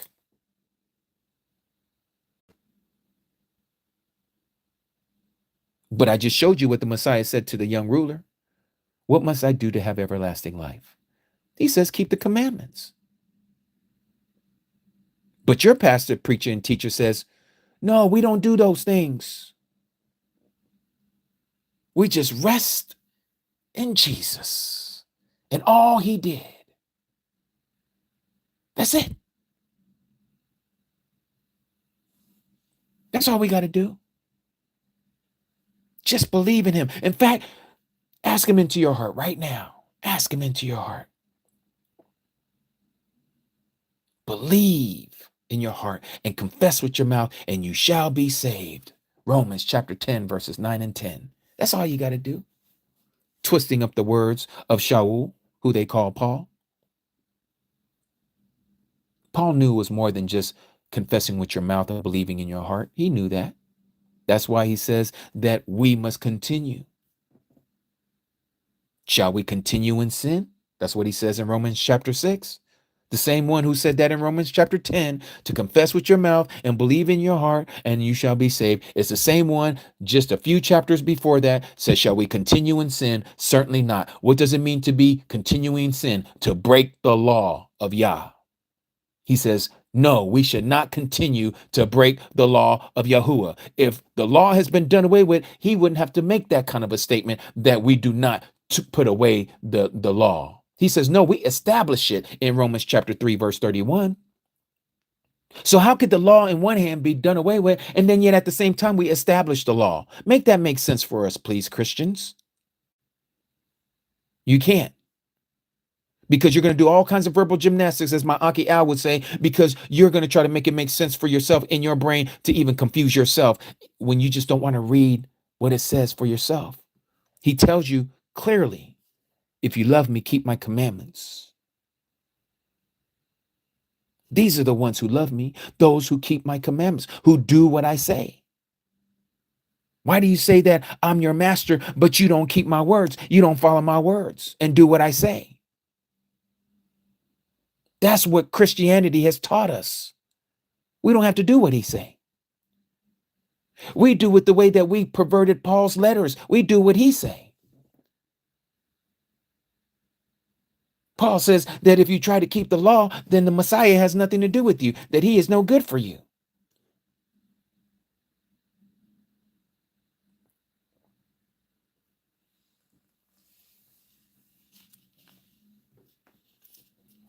But again, whoever then breaks one of the least of these commandments and teaches men so shall be called the least in the kingdom of the heavens. Again, that doesn't mean you're getting in because it says that you shall be called the least in the kingdom of heaven. No, it's talking about judgment day. That's what you're going to be called. And on that same judgment day, but whoever does and teaches them, he or she shall be called great in the kingdom of heavens. But notice what he says here in verse 20. For those of you who thought you had a glimmer of hope, I don't have to keep the law. I still can get in. Nope. For I say to you that unless your righteousness, and the only way you get righteousness is by following the law, exceeds that of the scribes and the Pharisees, you shall by no means enter. Christians, you ain't entering into the kingdom of heaven. You ain't getting in because you ain't keeping his commandments. It's the same thing that he says over here in Matthew chapter 7 as well, verse 21 to verse 23. Not everyone who says to me, Master, Master, shall enter into the kingdom of the heavens, but he who is doing. That means you're doing some work. What work is he talking about? Works of the law, which is the desire of his Father, our Father, who's in the heavens. Because many on that day shall say to me, but Master, Master, have we not prophesied in your name? In the name of Jesus. Cast out demons in your name. In the name of Jesus. And done many mighty works in your name. In the name of Jesus. But you say he knows me. He knows my heart. He knows what I'm talking about. He knows who I'm calling on. And then I shall declare to them, I never knew you. I never knew you. But wait a minute. I know you. I've been calling you. Jesus, save me. Who are you talking about? Who's Jesus? Who is Jesus? Who's Jesus? Who is Zeus? It's not him.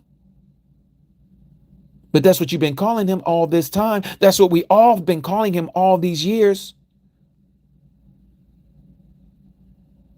We've been calling him Zeus. We've been calling him Zeus. It is not by coincidence that the New Testament was translated from the Greek language. And the Greeks just so happen to have their highest deity by the name of Zeus. And this is how we got Jesus, or as our Spanish speaking brothers and sisters would say, Jesus. Now, your pastor, preacher, and teacher is going to tell you, oh, no, that's a literal translation from the Hebrew to the Greek, and now we use it here in the English. Tell me, you smart Christians, why is Muhammad's name still Muhammad? Why didn't we change that? Why is Buddha's name still Buddha? Why didn't we change that? Since we speak English. You don't speak Chinese, but you call him Buddha. Krishna, Thor, Loki, Wooden. Why have their names not been changed? But the name that has been given to us that is above all names, they're going to change that name. Why are they going to change that name? Hello, McFly. Knock, knock, knock. Hello, McFly. Do you not understand what I'm telling you? Because the enemy knows there's power in the true name, Christians. And you want to stay away from it. You want to stay clear of it. You don't want to be associated with those who are part of the sacred namers, right? You don't want to lose your seat in your church like the Pharisees don't want to lose their seat in the temple, right? Nothing new under the sun. You want to be accepted into your church club, right? Because after all, you do have a membership in their church, right? So you're going to continue to call him by a pagan deity. And he's telling you, I don't know you. So you go ahead and continue on playing church. Come out of her in the name of Jesus. You go ahead and keep doing that. You go ahead and keep doing the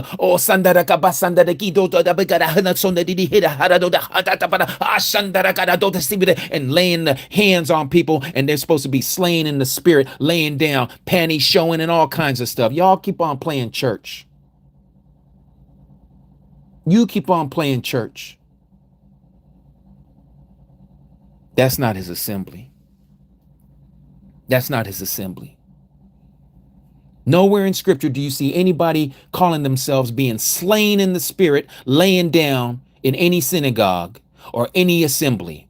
Never seen it, not once. You won't read it anywhere. Anywhere in the 66 books that is canonized or anything in the apocryphals, you ain't finding nobody, soon as they put their hands on them, that they fall backwards and they lay on their back looking up at the sky. Ain't gonna find it. You ain't gonna find nobody in the Old Testament and not in the book of Acts in chapter 2 having somebody talking about some Santa Carabada Casina and making no kind of sound that you can understand a single word of any verbiage that's coming out their mouth of any syllable. None of it. That is called gibberish and confusion. Straight up Babylon. Straight up Babylon. You're babbling. It's where the word babble comes from Babylon, because you ain't doing nothing but babbling. You're in straight up confusion and you think you know the truth.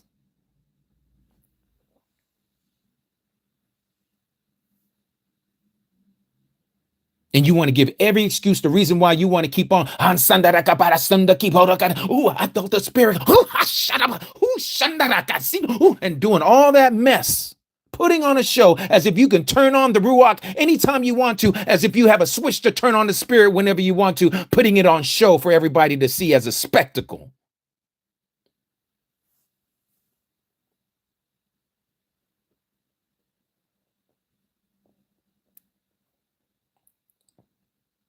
Straight up confusion. When are you going to realize that you have been lied to in Christianity? And then you have the total opposite. Oh, mommy, oh, auntie. And then they sneak in Lucifer. All this Gregorian chanting going on in so-called Latin.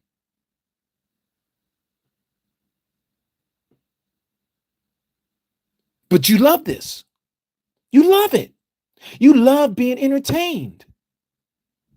You love to sit there dozing off while this guy is lying to you. He said something because he just screamed for a second, or he got to clear your throat, Pastor. Why are you choking and hollering? Speak to the masses. Speak to the people. Speak clearly.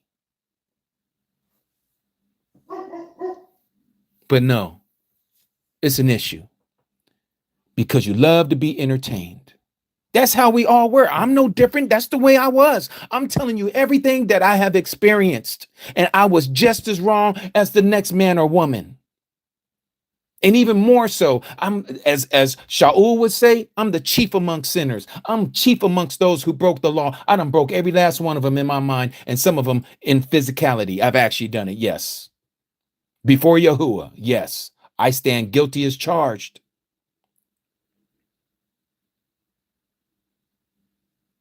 But I thank him for opening up my eyes to this truth. I thank him so much. I thank him. And I thank him that many of your eyes have been open, because I know it's the same spirit, the same Ruach that is in me is in you, and it's from him. That's why this movement of his Ruach is happening all over this earth right now. Because it's time. The digital system is here. The beast system is almost at its full potential.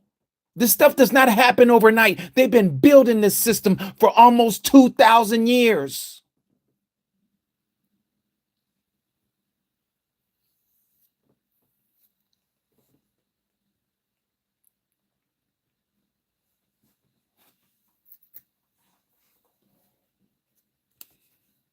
And we find ourselves, each one of us, at the fork in the road. How do we deal with our family and friends and coworkers with this heavy message? They're going to look at us and say, man, Jimmy done lost his marbles now. It was one thing that he said he's going to stop eating pork and no more shrimps and no more lobsters and stuff. But man, now he's talking about Christianity? Has he lost his ever living? Boy, you done lost your mind. This is how some of my family members think of me.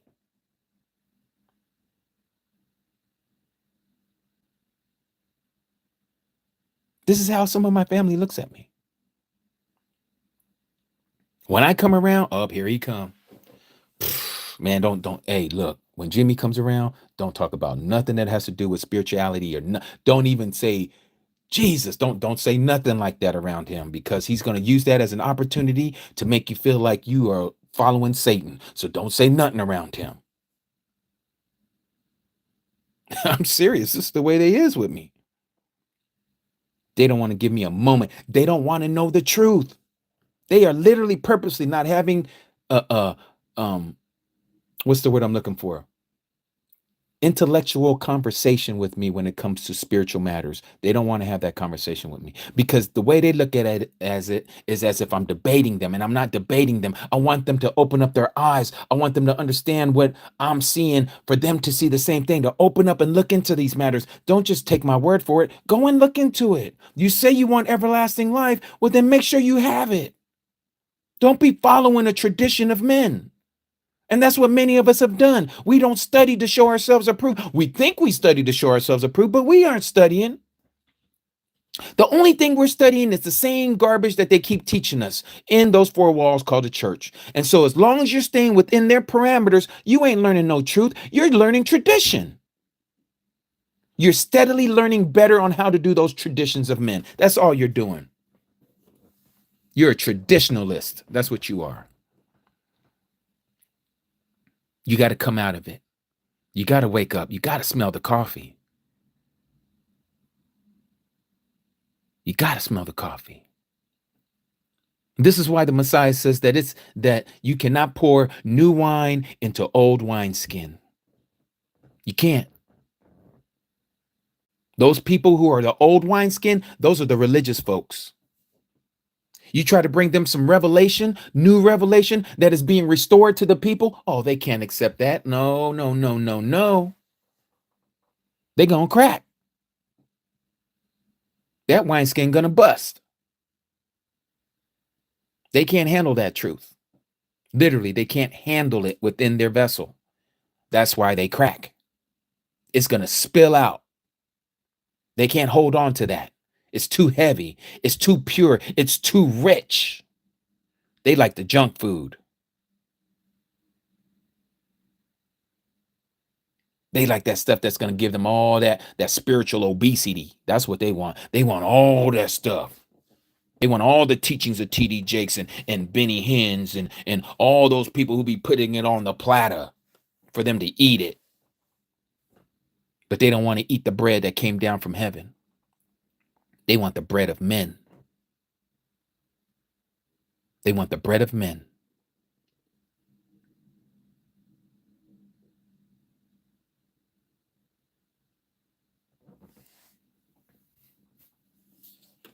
And so here we are about to see this digital ID appear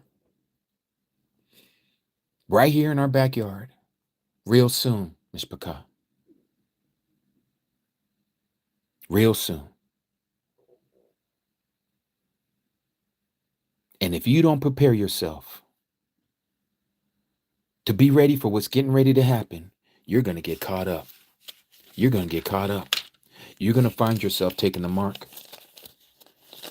And you're going to be mad at yourself because you were so weak. Just like many of you took the jab, you're going to get mad at yourself as soon as you start finding out from people. And I know some of you who took the jab, right? And you were probably like this when you started seeing all these posts and stuff of people saying, you just took the mark. You are done now. You cooked. All of y'all who took that, y'all done took the mark. Y'all stupid. Y'all done took it. And you over here bowing down, please let this not be the mark. Please, Father, I didn't know. I didn't mean to. And you crying. You better be thankful. You better be so thankful that wasn't the mark. Now you get a redo. You get a retry. Because it's coming again. This time, please don't roll up your sleeve. Don't do it. Because this is the one. This is it. This is going to take a lot of people out for the count, if you know what I mean. They're going into the lake. Don't take it. I don't care what kind of torture you might have to go through. I don't care what they do to your children in front of your face. I don't care what they do to your animals, your four-legged dogs or cats or whatever you got in your midst. I don't care what they use to get you to comply. Don't do it. Don't do it. I don't care if they say that they're going to give you $1 million, because they're going to probably do whatever it is, but it ain't going to be no paper. Nope, it's going to be credit. We'll give you 1,000,000 credits. Just take the mark. You'll be set for life. And we're going to bring and give you some extra stuff with it too. Got a bonus.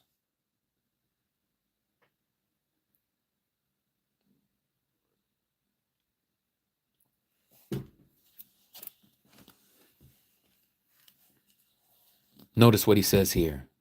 Again, for false messiahs and false prophets shall arise.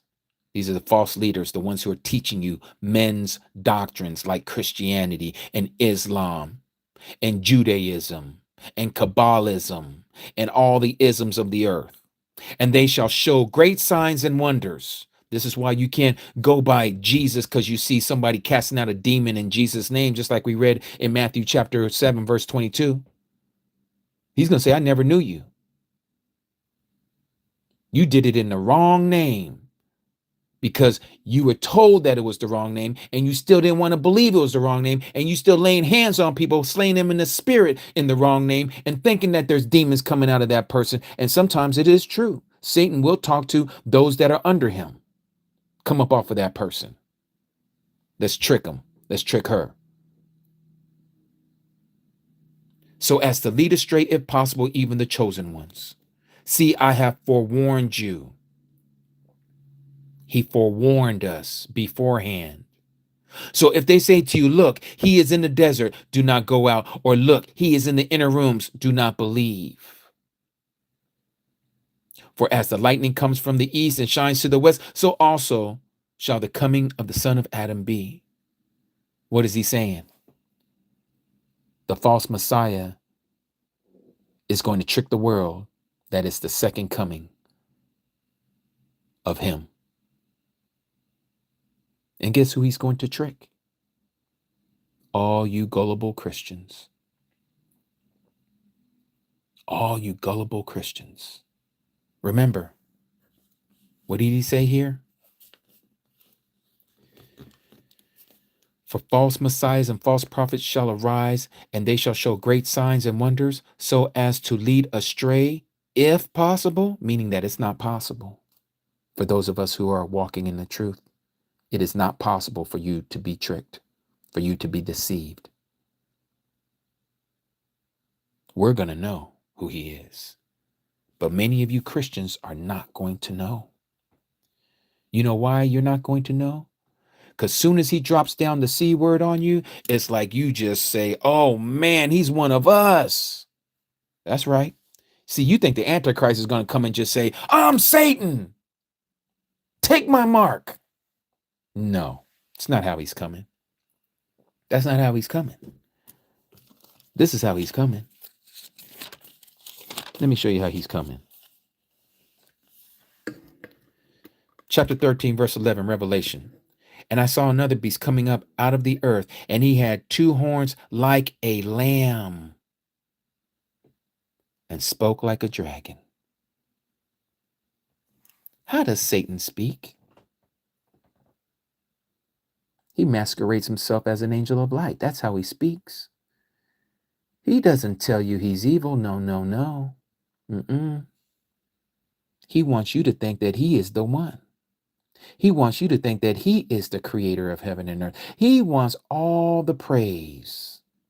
And since you're following the so-called good book, he erased a little bit here and there and put his name on it, put his signature on it and called it Jesus. And now all the accolades are going to him.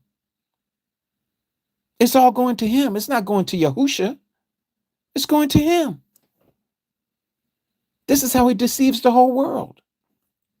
The largest religion on the earth is in the deception and don't even know it, that they're praising Satan. And many of you just won't believe it. You won't believe it because you're saying, how could he? He couldn't trick us. We're calling on him. I felt the presence of the Holy Spirit. Oh, you feeling spirits? There's many spirits out here. Familiar spirits, wicked spirits, evil spirits, and then you have the 7 spirits of Yahuah. So what spirit are you under? What spell are you under?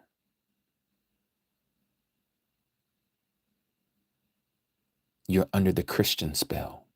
That's the spell you're under. That's the spell you're under.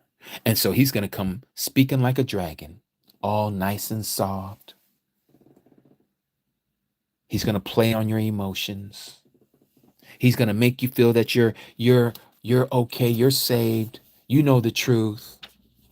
You know what's going on. Yep. Just like, and I'm going to show you, this is how easy it is for many of you, especially for those of you who vote. I don't care if it's Democrat or Republican. Obama said, I'm Christian. Oh, he's got my vote. Oh, he's got my vote. A black man, and he said he a Christian. Yep. Everybody black is going, and Mexican, anybody who's got any kind of melanation is going to say, he's got my vote right there. That's all I needed to hear. He's Christian. That's all you needed. You didn't need to know that he was gay. You didn't need to know that he doesn't follow the belief that you believe in. Nope. He just said he's Christian. That's all you need to hear. Same thing for those of you who heard some of these other politicians like George Bush. What's your faith, sir? Oh, I'm a Christian. Oh, he's got my vote.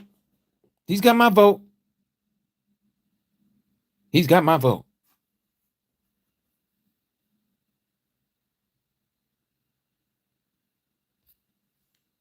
And that's the way it's going down. You got so many people who will follow somebody because they can identify with them. He said he's Christian. He's got my vote. That's all that matters. Christian. And so it is going to be with the anti-Messiah when he shows up and he lets you know, I'm Christian. I'm the one who gave you Christianity. I am he. Look at all the signs and miracles and wonders I'm doing. Is anybody else doing this stuff? You ever seen anybody do this? And you're going to be like, no. Well, then I must be who I say I am, ain't I? Yes. Let's get rid of those who don't believe like us, that don't believe that I'm the Messiah. All of you who believe that I'm the Messiah, take this mark. So we know who's not with us. And when we find them, let's get them out. We got to take out everything that offends in my kingdom. Let's grab them. Let's take them out. And you're going to start doing the work of the fallen one, not even knowing. This is why the Messiah says many of you think that you're doing a service unto Yahuah, unaliving his people. That's what's getting ready to go down. But notice what it says here. Again, when he comes back, every eye shall see him. Every eye. He's not gonna need no satellite transmission for everybody on the earth to see him. No, because all that stuff ain't gonna be working. Christians, like your so-called Tim LaHaye's and Jack Van Impe's, all of them telling you, oh, everybody's gonna be able to see him because of the technology of satellite transmission, live TV. What? So everybody gonna see it on CNN that he's cracking the sky? That's not what he's talking. Every eye that is living at the time when he cracks that sky shall see him coming. They're going to know. They ain't going to need no aid of a television camera.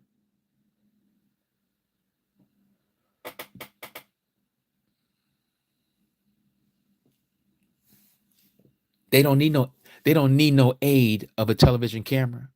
They don't need somebody to post it on X or on YouTube or on TikTok or anything. No. He going to post it right in front of your eyes. You going to see it. Everybody's going to see it.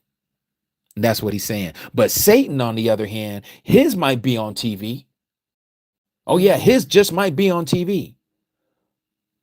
Breaking news: we got reports coming in that Something is coming down upon Jerusalem. Oh, it looks like there's a bright orb in the sky. Oh, wait a minute. There seems to be a door opening, a hatch is opening up at the bottom. Oh, look like something is coming out of it. Wait a minute. Oh, he's slowly descending. Look, he's descending towards the Temple Mount, where the temple's at. Oh, this might be the coming of, I've been hearing about this. People say, maybe we're watching the second coming of Christ. I don't know. Just a scenario. Just saying. You hear them talking about this 3-eye atlas right now. Oh, it's not a comet. It's not behaving like a comet would. Then you get all these theories of it's planet X. Oh, it's the planet Nibiru. Oh, it's the New Jerusalem coming right now. You got all these people just talking crazy.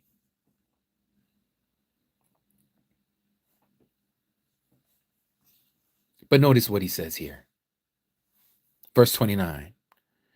And immediately after the tribulation of those days, the distress of those days, the sun shall be darkened, and the moon shall not give its light, and the stars shall fall from heaven. The stars shall fall from the heaven. Let me think about this for a second. We also have those who say, oh, we're in Satan's little season right now. Well, why do I still see stars up in the sky? Because this is supposed to happen at his second coming, which you people who believe that we're in the little season says has already happened. Why are the stars still up in the sky? It says here that they're going to fall from the heavens to the earth. And then the sign of the son of Adam shall appear in the heaven. And then all the tribes of the earth shall mourn. So you're telling me that they can hide when the Messiah came back, but we can find all these other parchments of scripture that predates his second coming, and we're finding all of that, but we're not finding any writings of anything saying that he came back that we can find that says he established his kingdom here on the earth for 1,000 years and his saints ruled with him. And they had all these areas of the earth that was all in his control, because that's what's going to happen. The whole earth is going to be under the control of our Messiah. How come we can't find any readings or writings of anything that says about certain areas of the world where they didn't come to worship him on those 3 festivals where they're supposed to come and see him in Jerusalem? He says he's going to curse their land. Why don't we see any writings of that and those that were the saints that ruled over those lands? Why aren't we finding any of these documents? But we got people that have you swear up and down, oh, it was the mud flood and all the TORAH. That's what you're seeing here. They're over here hiding 1,000 years of human history. That's why they call it the Dark Age. We don't know nothing about that time. Maybe you don't want to know nothing about that time. And maybe you want to believe in that fanciful idea that we are in Satan's little season. But you seem to forget that there are prophecies that are still going on right now, and some that still have to happen that is before his second coming. But you wish to just throw all that away, right? Because it doesn't fit. You think you don't found some new kind of knowledge and you're into some secret knowledge here that makes you smarter than everybody else. Oh, they don't see it. We see it. We're in Satan's little season.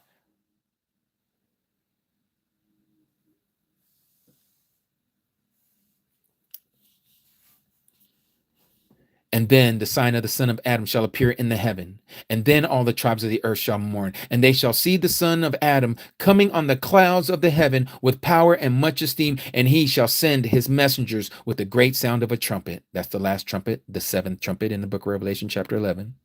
And they shall gather together his chosen ones. That's you and me. That are those of us who came out of Christianity, who are following the true doctrine of the Messiah. We are following his teachings, not no man-made religion. We are not following any institution. We are following him, and him alone are we following. No man, just him. He's the head. We're the body. He's going to gather his chosen ones from the 4 winds, from one end of the heavens to the other, and learn this parable from the fig tree. When its branch has already become tender and puts forth leaves, you know the summer is near. So you also, when you see all these, know that he is near at the doors. Yours may say, even at the very doors.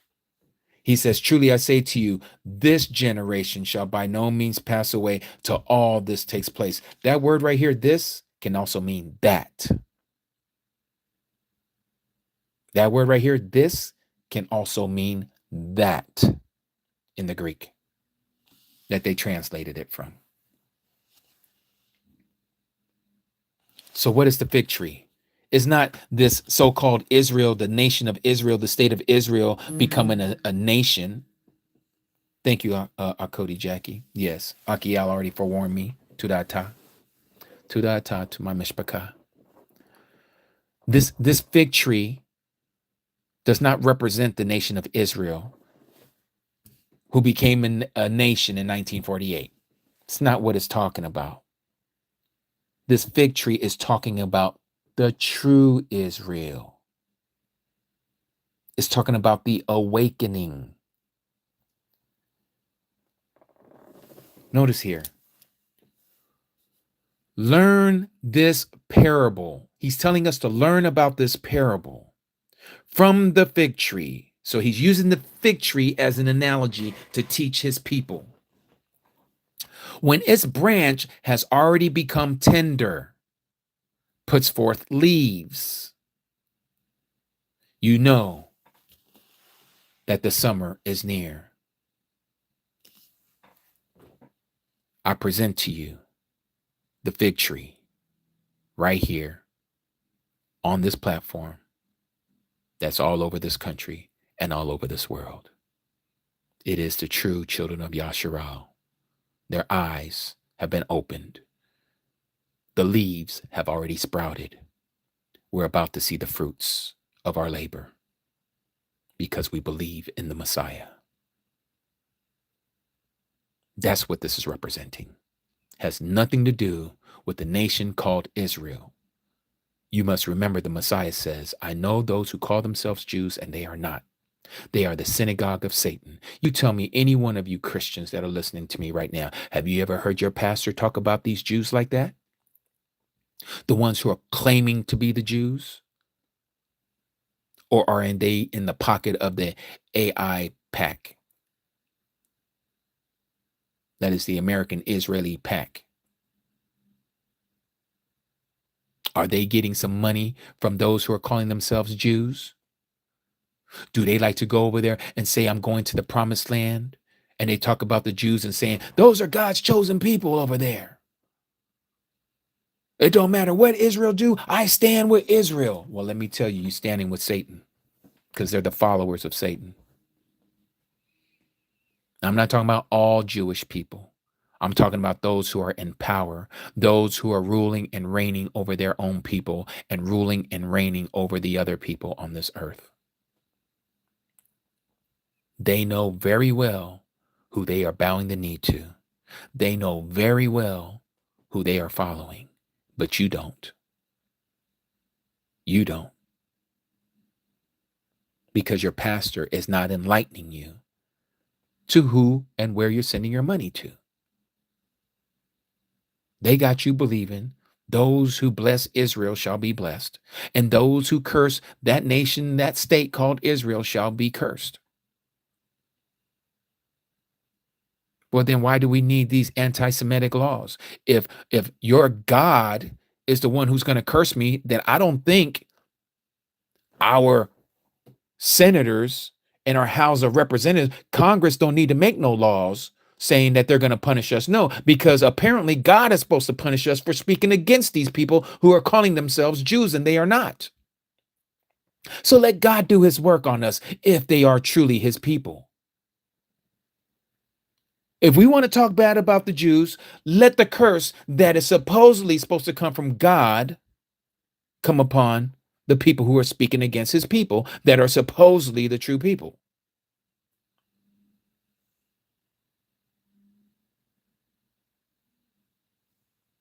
But nope. The United States Congress they gotta make up some laws. And they about to enforce them very tough, real soon, right here. They're gonna make it, well known. And they're gonna use some of us as an example to others. This is what happens to you when you don't follow what we say and you want to speak and be loose at the lips about the Jewish nation. We finna to take you out, and we're going to use you as an example. It doesn't matter how many of us are waking up to this truth. The fact of the matter is Yahuah is going to allow Satan to have his way with us for a little while, for a little season. It is our job to be in right standings with Yahuah so that he will help us through that time of terror that's getting ready to come upon this earth. It's not going to be no cakewalk like Christianity wants you to believe. You're just going to get whisked out of here. No, all them Christians, they're going to be facing the anti-Messiah and don't even know it until they realize, if I take this, I can't buy or sell. If I don't take this, that's when it's going to hit a lot of Christians. That's when it's going to hit a lot of Christians. And I tell you what, Christians, if you get to live to see that day, I pray that you make the right decision. I pray that you don't allow the beast system to use your emotions against you. They might take your child from you. They might torture your child in front of your face. Whatever they got to do to get you to disown the truth and take that mark, Satan is going to do it.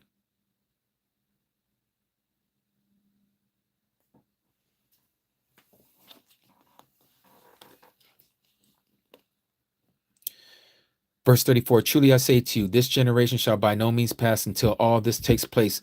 The heaven and the earth shall pass away, but my word shall by no means pass away. But concerning that day and hour, no one knows, not even the messengers of the Shamaim, but my Father only. But my Father only. And as the days of Noah, so also shall the coming of the Son of Adam be. Well, what was going on in the days of Noah? Transhumanism. Transhumanism was going on in the days of Noah. It's the same thing that's happening right now.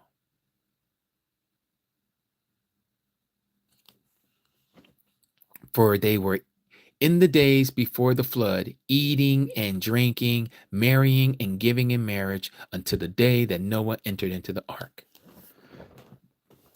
Look at it right now. Look at it right now. People going around celebrating Christmas as if nothing has happened. They don't care how hard it is for them to go and pay for these presents. No, we're just going to put it on some plastic credit cards. We'll just be in debt. Well, at least my kids know that I love them because I got them what they wanted for Christmas. Oh, Luda Susie is getting married next month. We need to get all the stuff that we need to have done for her wedding. Oh, the graduation. That's right. Tommy's getting ready to graduate. We need to go ahead and set up and get an Airbnb and let's get it all set up. Let's decorate it inside saying congratulations to the class of whatever 2026. And oh, let's get all this set up. Yes. Let's do all of this. Just going on with life. Not even realizing what's getting ready to go down. Yeah. They did not know until the flood came and took them all away. So also shall the coming of the Son of Adam be. Then two shall be in the field. One is taken and the other one is left. You see, the Christians like to use the one is taken as the one who just flew away. I fly away to a place up in the sky. No, you ain't going to that place. You see, the one that is taken is the one that had his life taken. That's what it's talking about. And the one is left. Remember, your kingdom come, your will be done on earth as it is in heaven. It's the earth that is going to change. This is where he's setting up his kingdom. Because right now his kingdom is not on this earth. This is Satan's kingdom, and he's about to take it away. 2 women shall be grinding at the mill, one is taken and one is left. Watch therefore, for you do not know what hour your master is coming. And know this, that if the master of the house had known what hour the thief would come, he would have watched and not allowed his house to be broken into. Because of this, be ready too, for the Son of Adam is coming at an hour when you do not expect him. When you do not expect him. He's not saying that you won't know. He just told you right here. What did he say? So you also, when you see all these, know that he is near at the doors. See what? All the stuff that we just went through about the wars and rumors of wars and all the stuff that was going to go on with the scarcity of food and all the poison. I mean, all the poison, might as well say poison because they're going to have that as well. But all the diseases that's going to be running rampant and all the unaliving they're going to do for his name's sake because we believe in him. All this is about to take place.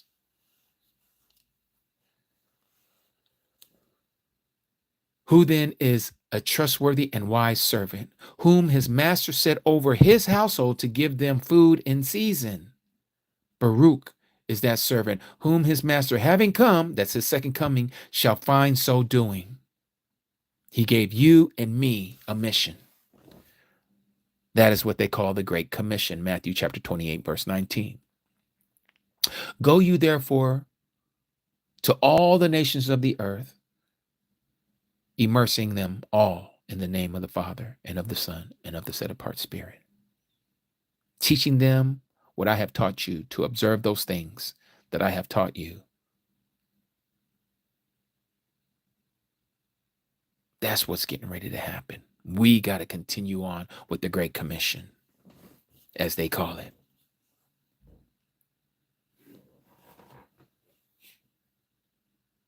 Truly I say to you, that he shall set him over all his possessions. He's going to allow you to rule in his kingdom. But if that evil servant says in his own heart, my master is delaying his coming, it's not going to happen in my lifetime. It's probably going to happen in my children's lifetime. I don't know how many times I've heard that said by people. It's not going to happen in my lifetime. It's probably going to happen in my children's lifetime. Do you not see the signs? And what's going on? Are you blind?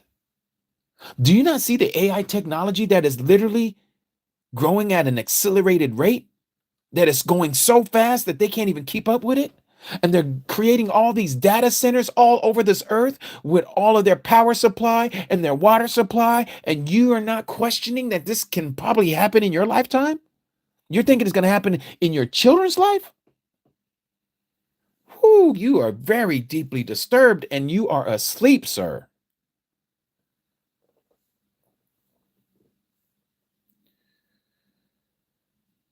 But if the evil servant says in his heart, my master is delaying his coming, and begins to beat his fellow servants and to eat and drink with the drunkards, the master of that servant shall come on a day when he does not expect it, and at an hour when he does not know, and shall cut him in two, and appoint him his portion with the hypocrites.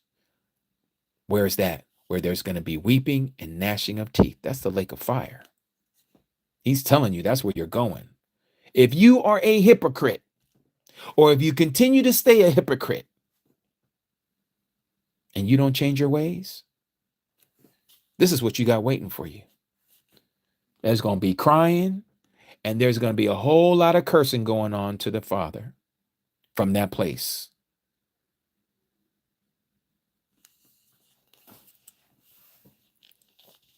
This is what's so ironic. Again, he says, the master of that servant shall come on a day when he does not expect it, and in an hour when he does not know. What did he say here in Revelation chapter 3, verse 3? Revelation 3:3. Remember then how you have received what? The truth, the Basora, the great news, and heard, and watch and repent. Turn back to the ancient path. If then you do not wake up, I shall come upon you as a thief. Notice that if then you do not wake up, Some of you haven't woken up yet. You're still in the lull of the sleep that you have in Christianity. You're not waking up. You want to stay asleep. I shall come upon you as a thief, and you shall not know at all what hour I come upon you. You see, he's not going to come upon us as a thief, but he's going to come on many people as a thief, not us. If you're not watching and praying, and you're not repenting of your deeds and going back to the law, you're lost. You think you have salvation, but you don't have no salvation. Remember what the young rich ruler asked in Matthew chapter 19. What must I do to have everlasting life? What must I do to be saved? Is what he was asking. The Messiah says, keep my commandments. But you Christians say we don't have to keep commandments. He didn't tell this rich young ruler, he didn't say, just wait for me to die on the cross and just believe in me and you have everlasting life. He didn't say that. He said, keep the commandments. Everywhere where the Messiah spoke, if I had a red letter edition, you would see it. And I do in the New King James Version. But you're going to see everywhere there, he says everything contrary to what the church teaches. He says, keep my commandments. The church says we don't have to keep commandments. Well, who are you going to follow? Who are you going to follow? Who are you going to listen to? You're going to listen to your pastor, which is a false blind guide? Or are you going to follow your rabbi, your teacher, the true guide? Let me show you what it says here in the King James Version, because sometimes I think I just have to speak the Babylonian language to those who are in Babylon. Let's see if this makes sense to you.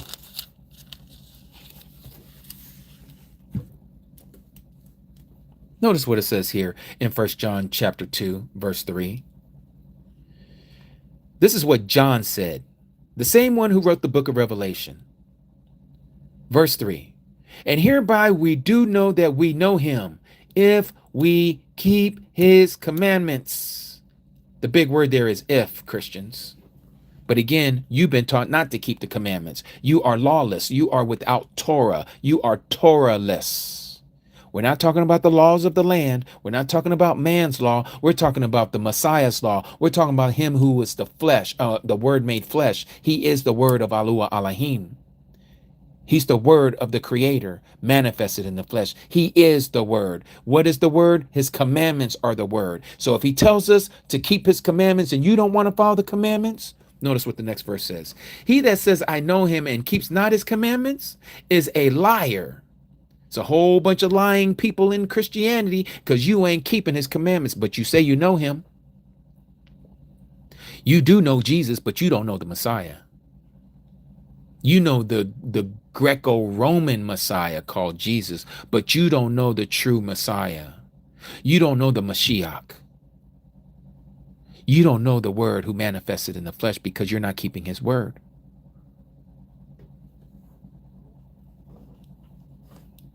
Whosoever keeps his word, in him verily the love of the creator is perfected. Hereby we know that we are in him. He that says he abides in him ought himself also to walk even as he walked. And this is where you are lost, Christians, because you are not walking as the Messiah walked. The Messiah kept the Sabbath. You're not keeping the Sabbath. You say every reason why you're not going to keep the Sabbath because your rest is in the Messiah, you say. You say your Sabbath is in the Messiah. The Messiah never said that. He never said that you don't have to keep the Sabbath because I kept it for you. He never said you don't have to keep the law because I kept it and fulfilled it for you. He never said that. He said just the opposite. He says, if you love me, keep my commandments.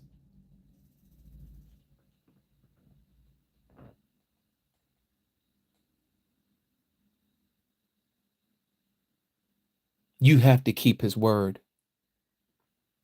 I would tell you to thoroughly seek this out, Christians. Seek it out. Nobody can keep 613 laws. You don't have to keep all 613. They're not all for you. Some of them are for the animals. Some of them might be for your wife. Some of them might be for your children. Some of them have to do with the sacrificial laws, which we don't do anymore because he fulfilled that. That's what he did fulfill because he finished that part off once and for all. He became that offering, that salvation sacrifice that we needed. The blood of lambs, bulls, and goats couldn't do that. That's why he had to shed his own blood once and for all. But then some of you will say this, we can't keep the law. Oh, really? Notice what it says here. By this we know that we love the children of Yahuah Elohim, when we love the Mighty One and keep his commandments. For this is the love of the Mighty One, that we keep his commandments. And his commandments are not what? His commandments are not what? Grievous. They're not hard. They're not burdensome. But this is the whole reason why you're told to stay away from it, because nobody can keep it, they say. Nobody. Then they like to go to Galatians and say, you can't be justified by the law. That's true. No one can be justified by the law. That is true. Galatians chapter 3. But Paul is not telling you not to keep it. You just can't be justified by it, but you still keep it.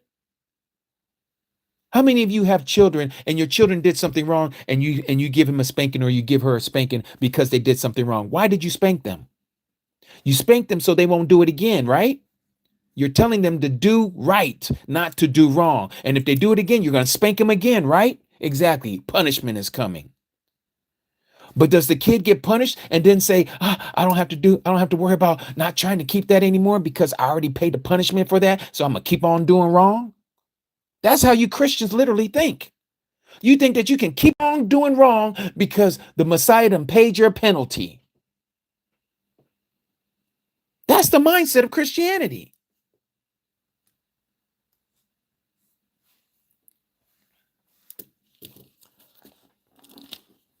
I see somebody saying, is that the 10 Commandments? No, it's more than the 10 Commandments. The 10 Commandments is a summary of the 613. And the 2 Commandments is a summary of the 10 Commandments. Let me show you what I'm talking about. Let's go to Matthew chapter 22. Matthew chapter 22.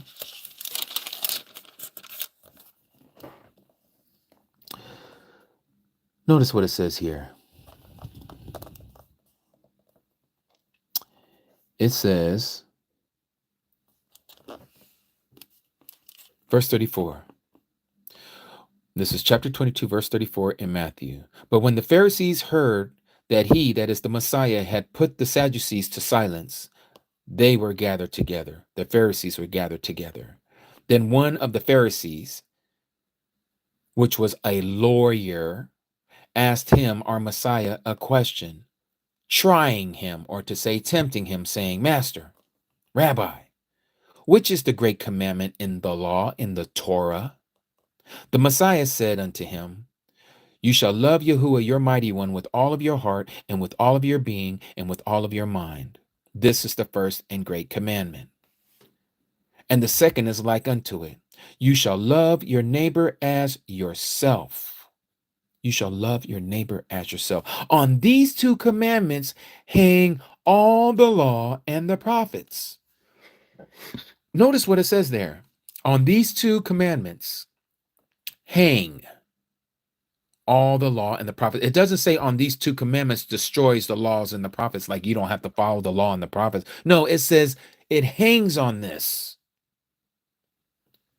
On these 2 commandments hangs all the law and the prophets, meaning that if you was to able to take these 2 commandments, you would take the 10 commandments and they would fall into one of these 2 commandments. Let me show you what I mean, Christians. Notice here the first thing that he says, the first and great commandment is what? Is to love Yahuah with all your heart, with all your mind, and with all your soul, right? That's what he said. How do you love him with all of your mind, heart, and soul? Let's go to Exodus chapter 20. Let's see what Exodus chapter 20. And I'm reading all of this out of the King James Version. Notice what it says here in Exodus chapter 20. This is where you find your 10 commandments, okay? The very first thing he says here, you shall have no other mighty ones before me. That's one of the ways you show that you love Yahuah. You shall not make any graven idols or images. That's another way you show that you love Yahuah. You shall not bow yourself down to them, nor serve them.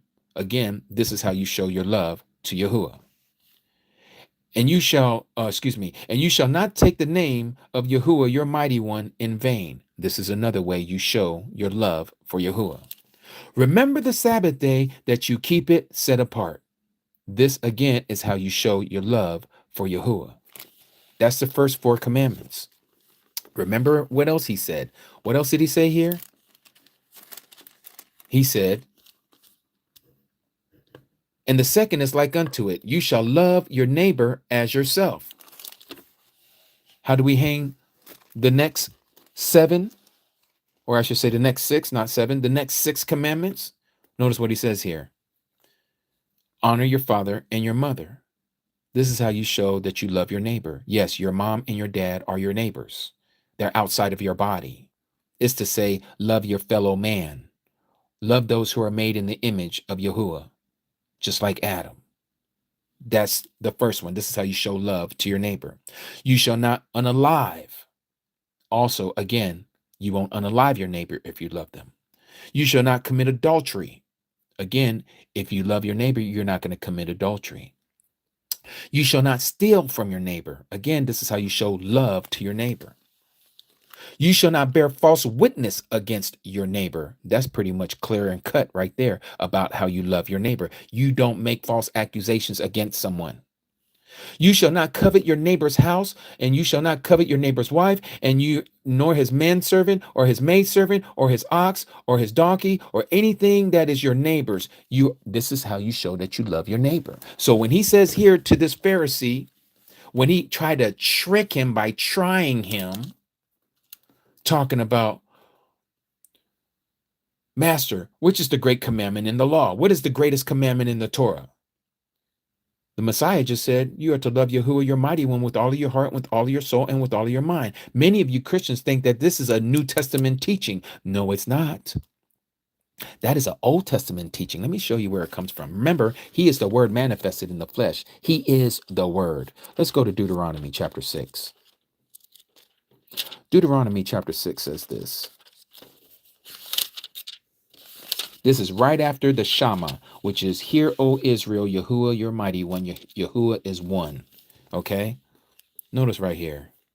Verse 5. This is verse 4. Hear, O Israel, Yahuah, your mighty one. Yahuah is one. He's not a trinity, Christians. Notice what verse 5 says. And you shall love Yahuah, your mighty one, with all of your heart and with all of your soul and with all of your might. This is exactly what he told the Pharisees. You shall love Yahuah, your mighty one, with all of your heart, with all of your soul, and with all of your mind. Same thing. And then he said, the second is like the first. You shall love your neighbor as yourself. That's not a New Testament teaching.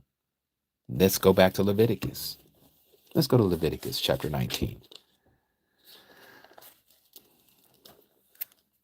What does it say here? Let me see if I can find it. I know it's in chapter 19. Dun-dun-dun-dun-dun.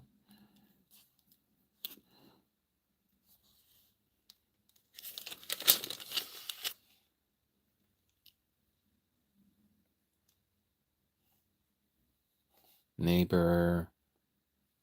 There it is right there. Verse 18. But you shall love your neighbor as yourself.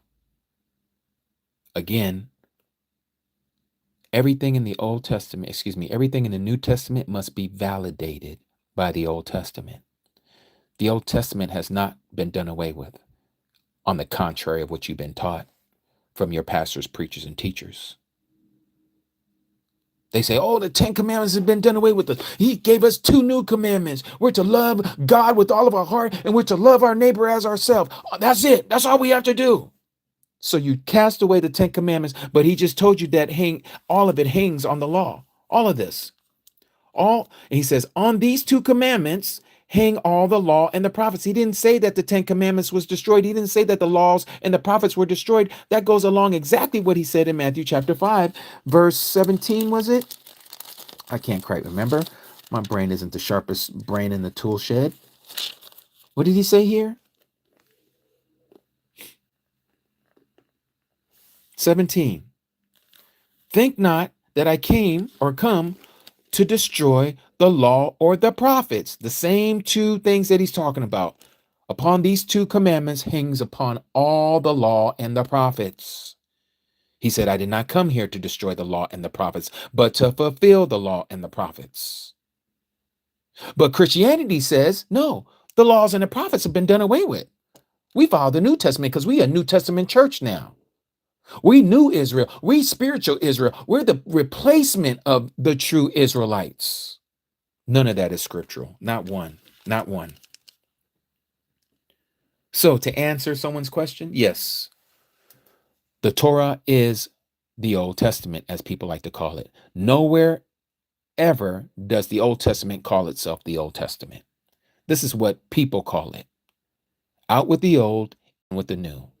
And this is what Christianity has done. It's a play on words, and this is how they get us every time. Just like with holiday instead of holy day. And they got you following holidays of the pagans, and you don't follow any of the holy days, the set apart days of Yahuah, because you don't want to know it. You don't need to know it because you've been told not to need to know it because it's been done away with. It has been destroyed. That's what the Jewish people follow. Well, where does it say in scripture that he's going to deal with the Jews one way and he's going to deal with the Gentiles another way? No, he says there is one law for those that are native born and those who have been, that are strangers or foreigners, those who have been adopted in. There's only one law. There's not a separate salvation, saving salvation message to the Jews and another one to the Gentiles. That's nowhere in the book. It says salvation is of the Jews first and then to the Gentiles. So that is one salvation with one mediator, one intercessor, one mighty one, one Messiah.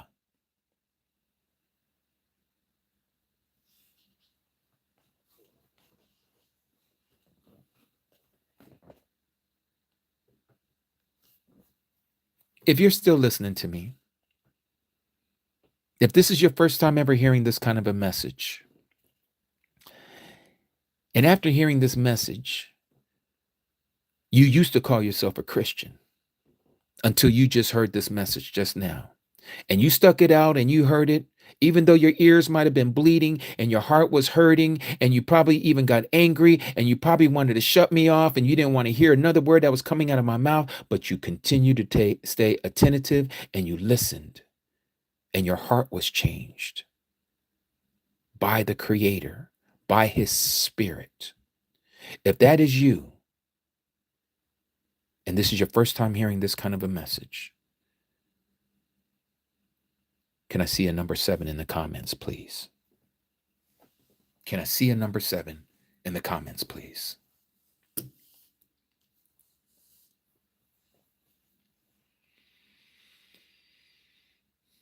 I see you, Reed.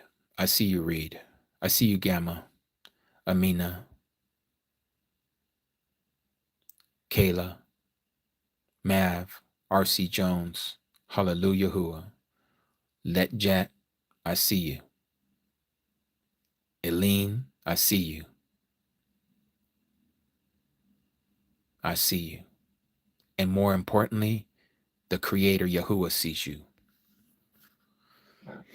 Vernal, I see you. Phil, I see you. All of you. I see all of you. I hope that this isn't going to be your first and last time in here. I hope and pray that you will continue to go down this walk, this journey with us. We're not the only ones who are sharing this truth. I might be the one that you came across, but I'm not the only one. We're not the only channel.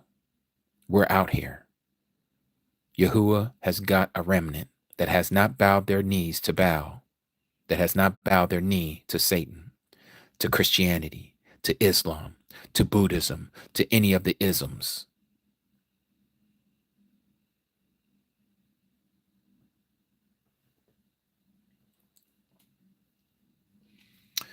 Heartstone, you said, is salvation found in the law or in Jesus? That's a great question. Very great. But let me tell you, it's a combination of both. Why? Because the Messiah, who you call Jesus, we don't call him by that pagan name. We've got to put respect on his name, and his name isn't Jesus. That's what we've been told. That's what we've been taught. But the Messiah, he's the one that you have to have over your life. He took away the animal offerings of the shedding of blood of animals so that his blood may cover us anytime and every time we break the law. He did it once and for all. Every time you sin, his blood takes activation in your life. His blood is living, it's alive, it's not dead, it's not stagnant. So every time one of us breaks the law, that's why he did what he did for us. So we don't have to go to some temple, which we no longer have because he already foresaw that this was going to happen. We don't need to unalive an innocent lamb on our behalf because our innocent Messiah did it on our behalf. And from that point, you follow his commandments. You do that so he doesn't have to say that I also did this for you. Somewhere down the line in our life, we have to say, you know what? I know from the very first transgressing of the law that I did, what we call sin, the Messiah paid for that. He paid for that. Now, does this give us the right to continue to sin because he already paid for it? Certainly not. This is exactly what Paul was saying in Romans chapter 6. Shall we continue on in sin so that grace may abound? Certainly not. Should we continue on breaking the commandments, because that's what sin is, the transgression of the law, so that grace may abound over our life, so that that blood of the Messiah will continue to be flowing through our life? Certainly not. Or do you want to continue to put the Messiah on the tree and make him an open spectacle? You got to understand, somewhere down the line, we need to stop being disobedient. Remember, obedience is better than offering. He doesn't want us to be slaying animals, let alone his own image. But he did it once and for all. It's the blood that speaks more than Abel's blood. It's the blood that will wash away all that you have done before him or ever will do. Are you going to mess up? Of course you're going to mess up. Are you going to have bad thoughts in your brain? Of course you're going to have bad thoughts in your brain, because having the thought in itself is already breaking the law. You already come short of being perfect just by the thought. So don't think you have salvation by keeping the law. Nobody is justified by the law apart from the Messiah. You have to have the Messiah while doing the law. You don't break one and say, well, I'm following the Messiah, but you ain't keeping his words, because he is the word. Those are his words. He is that word manifested in the flesh. This is why he says, if you love me, keep my commandments. He didn't say keep my Father's commandments, because he is the Father. This is why he told Philip, when Philip said, show us the Father so that we may believe. He's like, how am I supposed to show you the Father when you're looking at him already? I told you, if you've seen me, you've seen the Father. You now know him and you have seen him. I don't know what more he must say.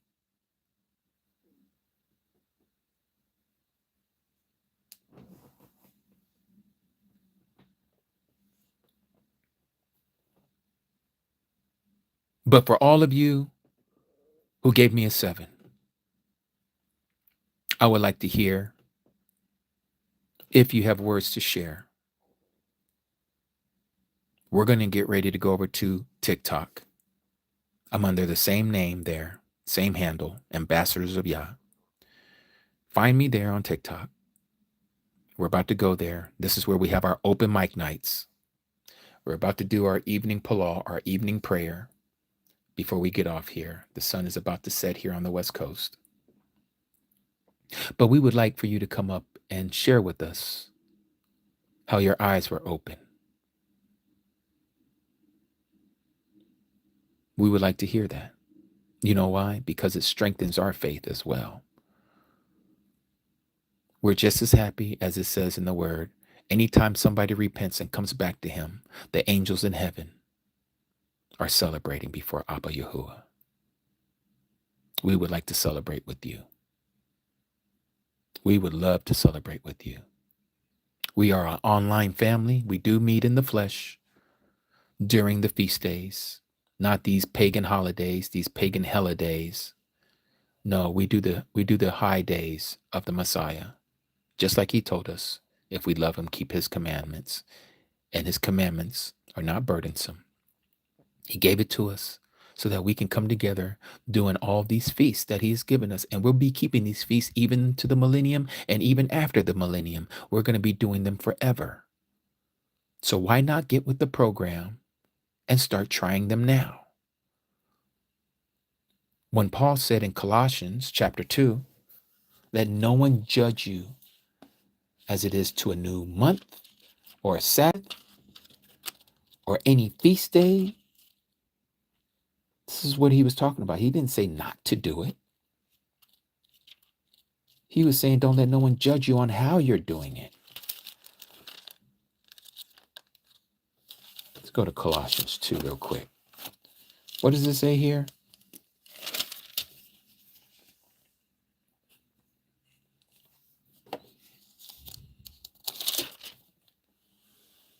Verse 16.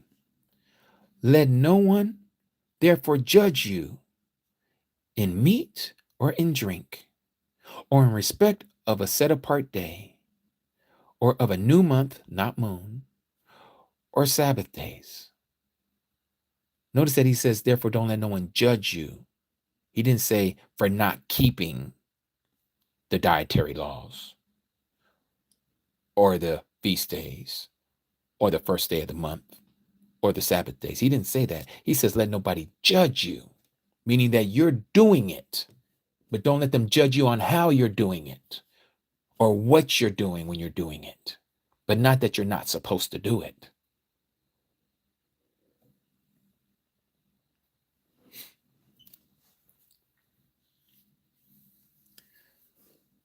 Which are a shadow of things to come. Exactly. What is that, Hearthstone? What is to come? We're going to be doing these things. And so we continue to do these things. No, they're not the shadow of Jesus. I see that you're in love with your pagan deity called Jesus. We don't call him Jesus here. His name is Yahushua. We don't believe in the Greco-Roman deity, your Greco-Roman Messiah. He is a Hebrew Messiah with a Hebrew name, not a Greek name. That is a Greek name. It's not English, by the way, Hearthstone.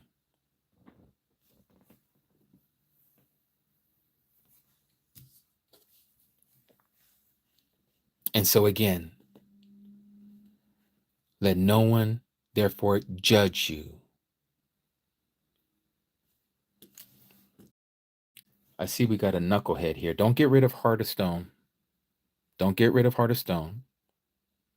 Because they're not Hearthstone. They are a heart of stone. They need a heart of flesh. They need to remove that heart of stone. Because they do have a heart of stone. They're hard of hearing. Hearthstone, you don't even know what that means in Hebrew. Do you know what Emmanuel means in Hebrew?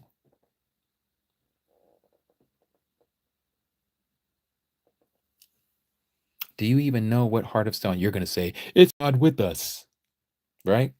Isn't that what you're going to say? Because that's what you've been taught as a good old Christian, right? I used to be a Christian myself. Don't you understand? If you try to live under the law, you are under the curse. Heart of stone. I'm not laughing at you. I'm laughing because I used to think the same thing. Can I show you something, Heart of Stone? Do you have ears to hear for a minute? Do you have patience in yourself? Can I share something with you? Because if you truly have eyes, he's going to reveal it to you. Will you let me show you what it says about the curse of the law?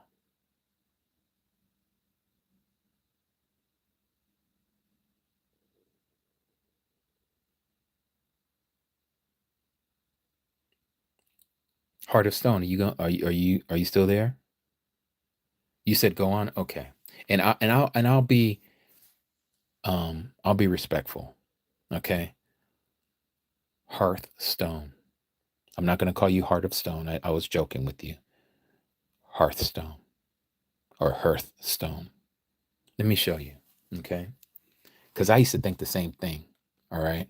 And I hope you have eyes to see. I hope right now, as I'm sharing this with you, Abba Yahuwah, please give her the stone eyes to see and ears to hear. That he or she, I don't know my brother or sister from anyone. I never met this person before until this day. But Abba, I know that you say that you wish for none to perish, no, not one. I ask that you would help Stone to see what your word says. In Yahushua's name, use me to show them, please. All right. So Stone, I'm just going to say Stone. Okay. I want you to see this stone. Let's go to Galatians, because this is where we get this verbiage. Okay.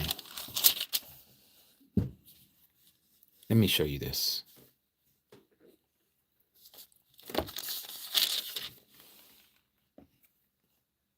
Starting at verse 10. For as many as are of the works of the law are under the curse. For it is written, cursed is everyone that continues not in the things which are written in the book of the law to do them. But that no one is justified by the law in the sight of the Mighty One, it is evident. Meaning that we all see that. It's clear, right, Stone? We all see this. For the just shall live by faith. Do you know what the word faith means, Stone? Stone, what does faith mean? Please, nobody else answer this but for Stone, because I need Stone to see this. Their soul needs to see this. What does faith mean, Stone?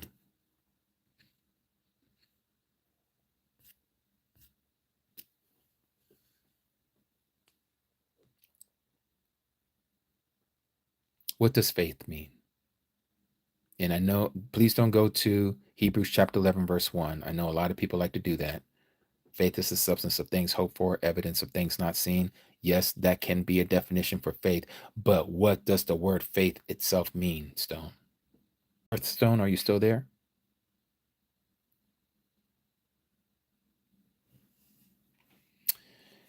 Even if Hearthstone ain't there, let's continue. I'm going to show you. There's people that are probably here for the same reason and say, okay, well, everything that you just said is true, but I was taught, like Hearthstone, that we're not to be under the curse of the law.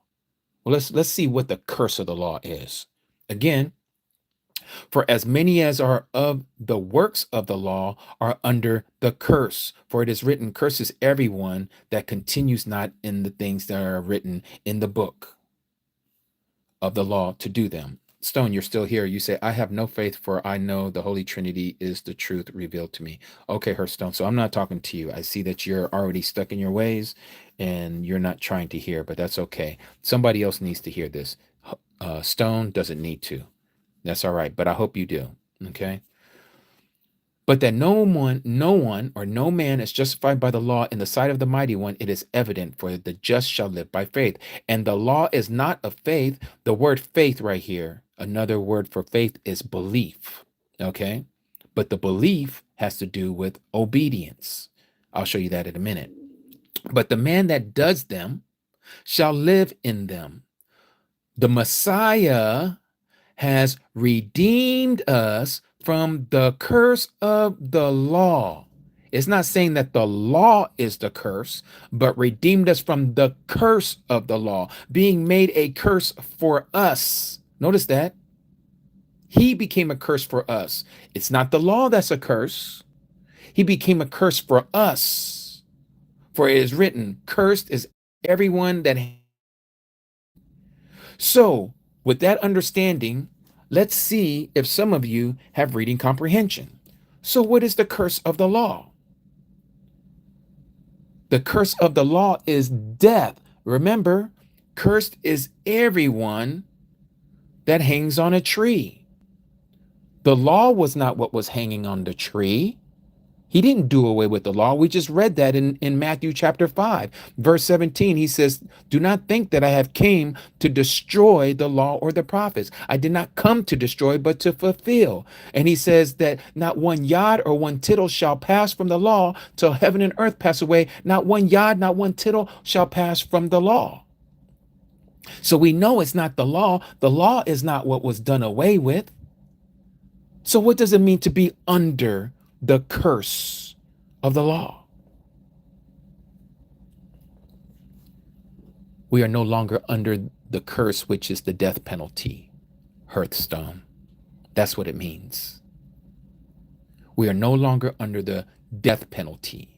The Messiah took on the death penalty for us. He took on the curse for not following the law. That's what it means to be under the curse of the law. Stone.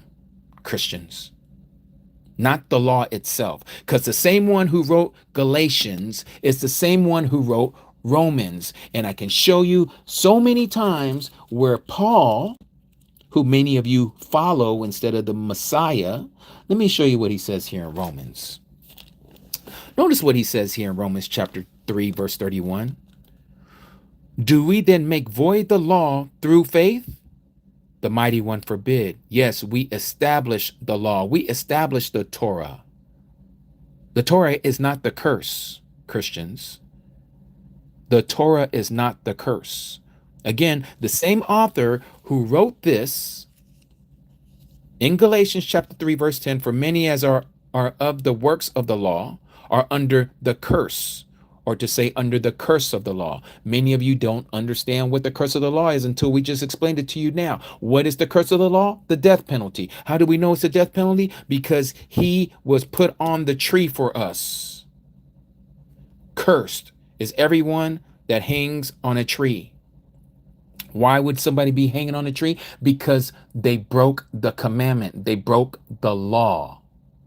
So what is the curse for not following the law? The death penalty. That's what it means to be under the curse of the law. But the law itself is not the curse. I hope you understand what I'm sharing with you. And that's just one in Romans chapter 3, verse 31. But let me show you. Let's go to Romans chapter 7 about the law.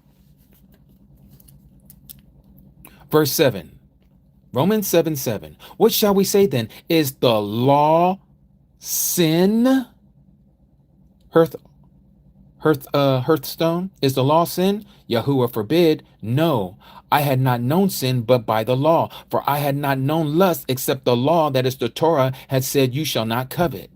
But sin, taken occasion by the commandment, brought in me all manner of conspicuousness. For without the law, sin was dead. So where there is no sin, there is no what? Where there is no sin, or where there is no law, there is no sin. Because if there is nothing pointing that you broke the law, you can't say, or you can't be held accountable for what you don't know as far as the law. But the law is stating that this is breaking his law. When you do this, you've broken his law. So then it goes on and says this. For I was alive without the law once. But when the commandment came, meaning that when I was enlightened about the commandments, when I came to understand that the commandments exist and that I know that I broke the commandments, sin revived and I died.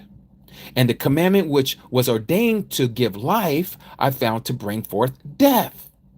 For sin, taken occasion by the commandment, deceived me, and by it slew me. Wherefore, notice this, Hearthstone and all you Christians who think that the law is bad and wicked and evil. Wherefore, the law is what? Holy, set apart, pure, clean. The commandment is what? Set apart, pure, clean. And what? Just. And what? Righteous. This is what it says about the law. This is what the author of Romans is the same author of Galatians, unless he's speaking out of both sides of his mouth. He's not calling the law a curse and those who follow the law to be under the curse for following the law. That's not what he says. You're assuming that's what he's saying because that's what your pastor and your teacher and your reverend and your minister has taught you. They are blind guides leading you straight to the lake of fire because you don't want to do what your Messiah told you to do. And your Messiah told you this, and you still don't want to do it. You still want to give yourself an excuse why you don't want to do it. Notice what it says right here. John chapter 14, verse 15. If you love me, keep my commandments. Do you want to do some verbal gymnastics on that one and say that it's not talking about the commandments of the Old Testament and that it's talking about some new commandments? Can you tell us what these new commandments are so that we too can follow Jesus who gave us new commandments? Because the Messiah of the Hebrews did not give us new commandments. He came here to what? Complete them. He came here to do what? Fulfill them. What did he not come here to do? To destroy them. He didn't came here to nullify the law. He did not come here to abolish the law. And he dang sure didn't come here to nail it to some pagan cross.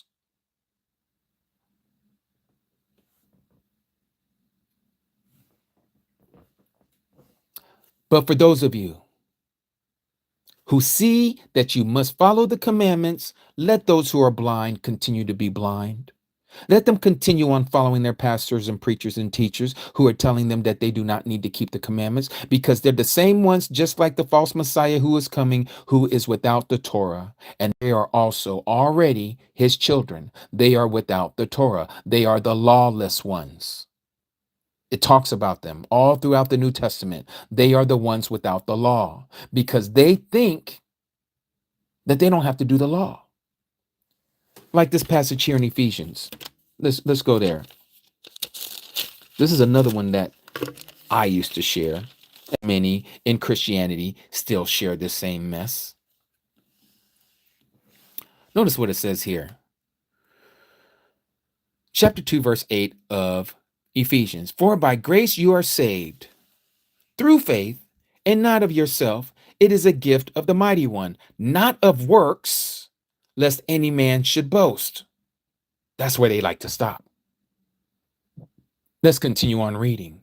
For we are his workmanship. Notice the word work, just like not of works, lest any man should boast. We cannot do any works of the scriptures for us to boast to say, I saved myself. This is exactly what Paul is talking about. He is not talking about that the law is in the way for you getting salvation by doing the law. That's not what he's talking about. He's saying that you cannot boast in yourself that you saved yourself through the law because you are not justified by the law. That is clear. That is evident. Because if you've broken one, you've broken them all. And all you had to do is break it once, and then comes the death penalty. Just like what happened to Adam and Eve in the garden. They were given one commandment only. If you eat of that tree, Adam, the day that you eat of that tree, you're going to be under the curse of the law for not following the law.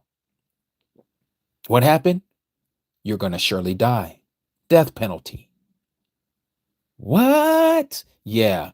Ding, ding, ding, ding. Let's let that elementary teaching come into the understanding of the sophisticated minds of those who don't understand what I just said. Again, if you go back to the very beginning, there was a commandment given to Adam and his wife. Of all the trees in the garden you can eat, Adam, except for this one tree. One tree, Adam. Do not eat from this tree of knowledge of righteousness and evil. For the day that you eat of this tree, because of disobedience, you disobeyed my order, you disobeyed my commandment, you shall die. You will be under the curse of not following the law, which is the death penalty. That's what it means to be under the curse of the law. But again, for we are his workmanship, created in the Messiah Yahusha unto what? Righteous works. We were created to do righteous works, which the mighty one has before ordained, or he gave it to us before that we should walk in them. Walk in what? Righteous works. But those righteous works aren't going to save you. What's going to save you is because of what has happened for you by the shedding of blood from the Messiah. He's going to cover all of your imperfections. He's going to cover every time you broke my law. That blood is going to erase your mistake, erase your problems, erase your sin, your transgressing of my law. You will not die. You will not be going into the lake of fire. which is the second death, which is where everyone is going who is not wanting to follow the commandments of Yahuah, because you have it in your brain that you are not supposed to keep the law. You become the lawless one, just like the false Messiah, who is a lawless one. He is filled with iniquity. That's what iniquity means, to be one who is without law. We're talking about the law of the Creator, not the law of the land.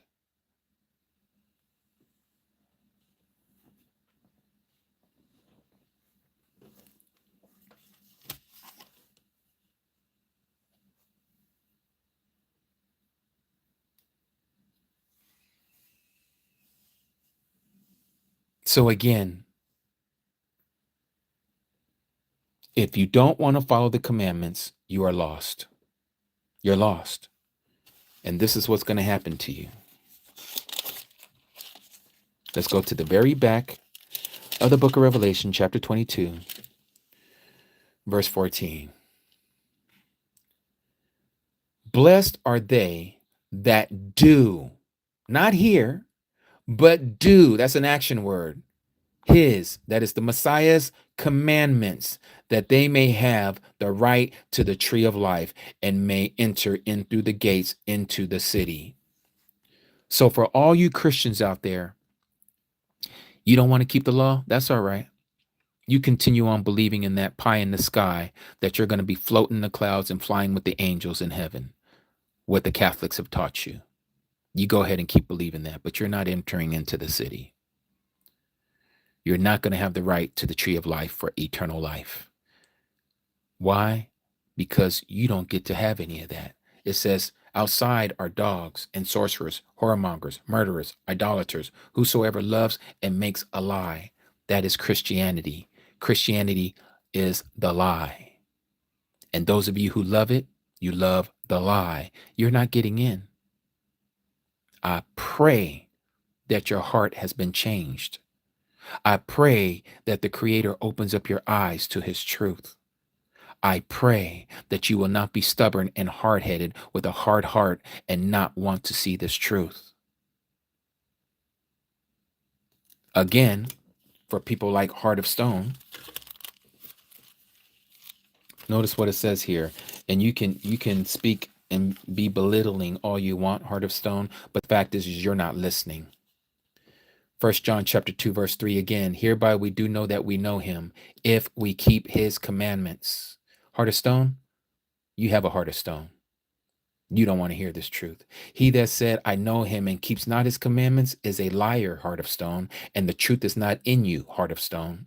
But so whoever keeps his word, him verily the love of the Creator is perfected in them, Heart of Stone. Hereby know that we are in him. He that says that he abides in him, Heart of Stone, you ought to be walking as even he walked, Heart of Stone. You don't want to walk as he walked? You know, our Messiah. You know, you Christians like to say, as I used to say, we need to be Christ-like. That's what it means to be a Christian, right? We're to be Christ-like. How are you being like Christ? Maybe you're being like your Christ, which has been taught to you from Catholicism into Protestantism, and Protestantism has taught it to you. But the Messiah, who did not give it to Catholicism, nor gave it to any of the Protestantism, he told us to do as he did. And what did he do? We're to walk as he walked. How did he walk? He did the Sabbath. He did the commandments, yet without breaking the law. He broke the law, but he's telling us to still walk as he walked, follow as he is doing what he's doing. This is why he said to pick up our walking stick and follow him. We are to deny ourselves, pick up our stick, and follow him. That's what we're supposed to do, Heart of Stone. Not going around saying, God bless you. That's a curse that you just put on people, by the way, but we don't accept it. We don't receive that.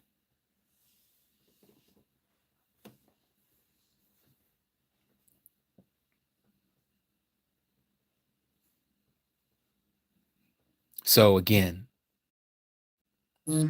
if you're here to learn about the truth and not try to persuade us back into Christianity, because we came out of the beast system.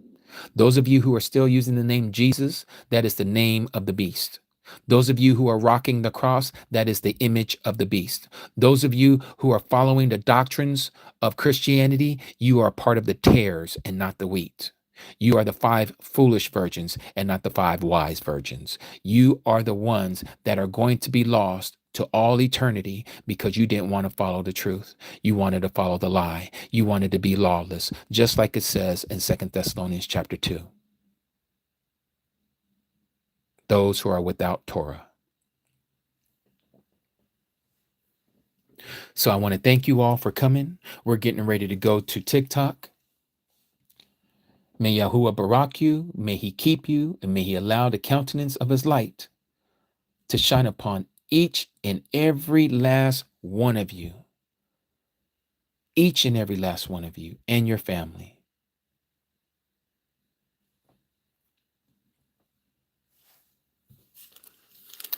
I want to say this in Numbers chapter 6, the barakah, and then we're going to TikTok.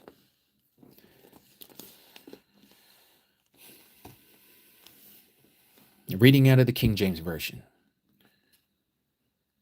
And Yahuah spoke unto Moshe, saying, Speak to Aaron and to his sons, saying, On this you shall barak the children of Yasharal. Say unto them, Yahuah barak you, and keep you. Yahuah make his face shine upon you, and be gracious unto you. Yahuah lift up his countenance upon you, and give you shalom. And they shall put my name upon all the children of Yasharal, and I will barak them. Hallelujah. Yahuah.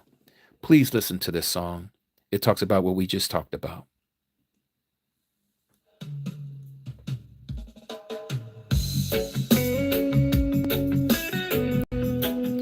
See you on TikTok, everyone. See you on TikTok.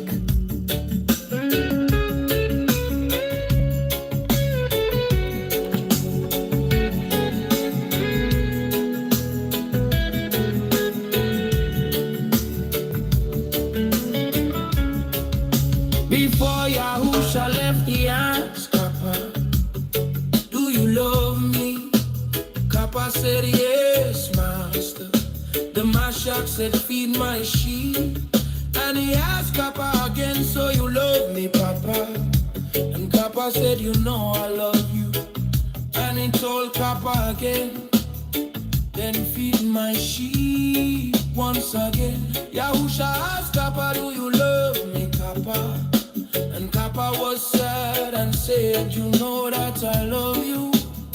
Then teach my flock.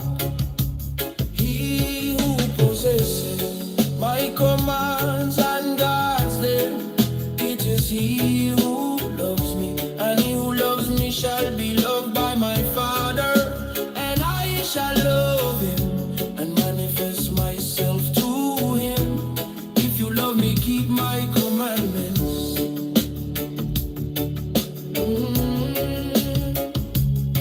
By this we know that we know him, if we keep his commandments. The one who says I know him and yet does not keep his commandments is a liar, and the truth is not in them. So walk as Yahusha walked and keep his commandments. He who possesses my commands and guards them, it is he who loves me. And he who loves me shall be loved by my Father.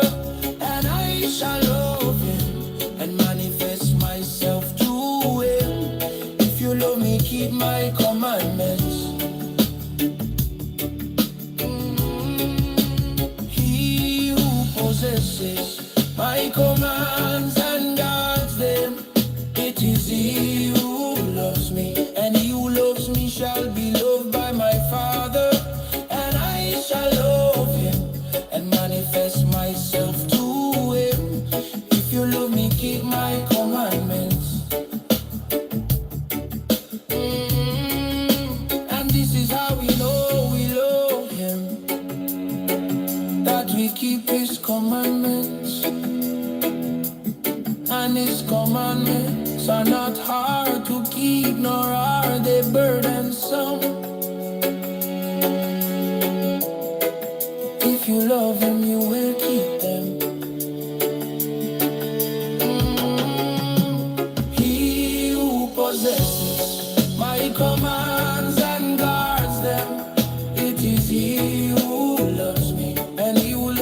shall be loved by my Father, and I shall love him and manifest myself to him.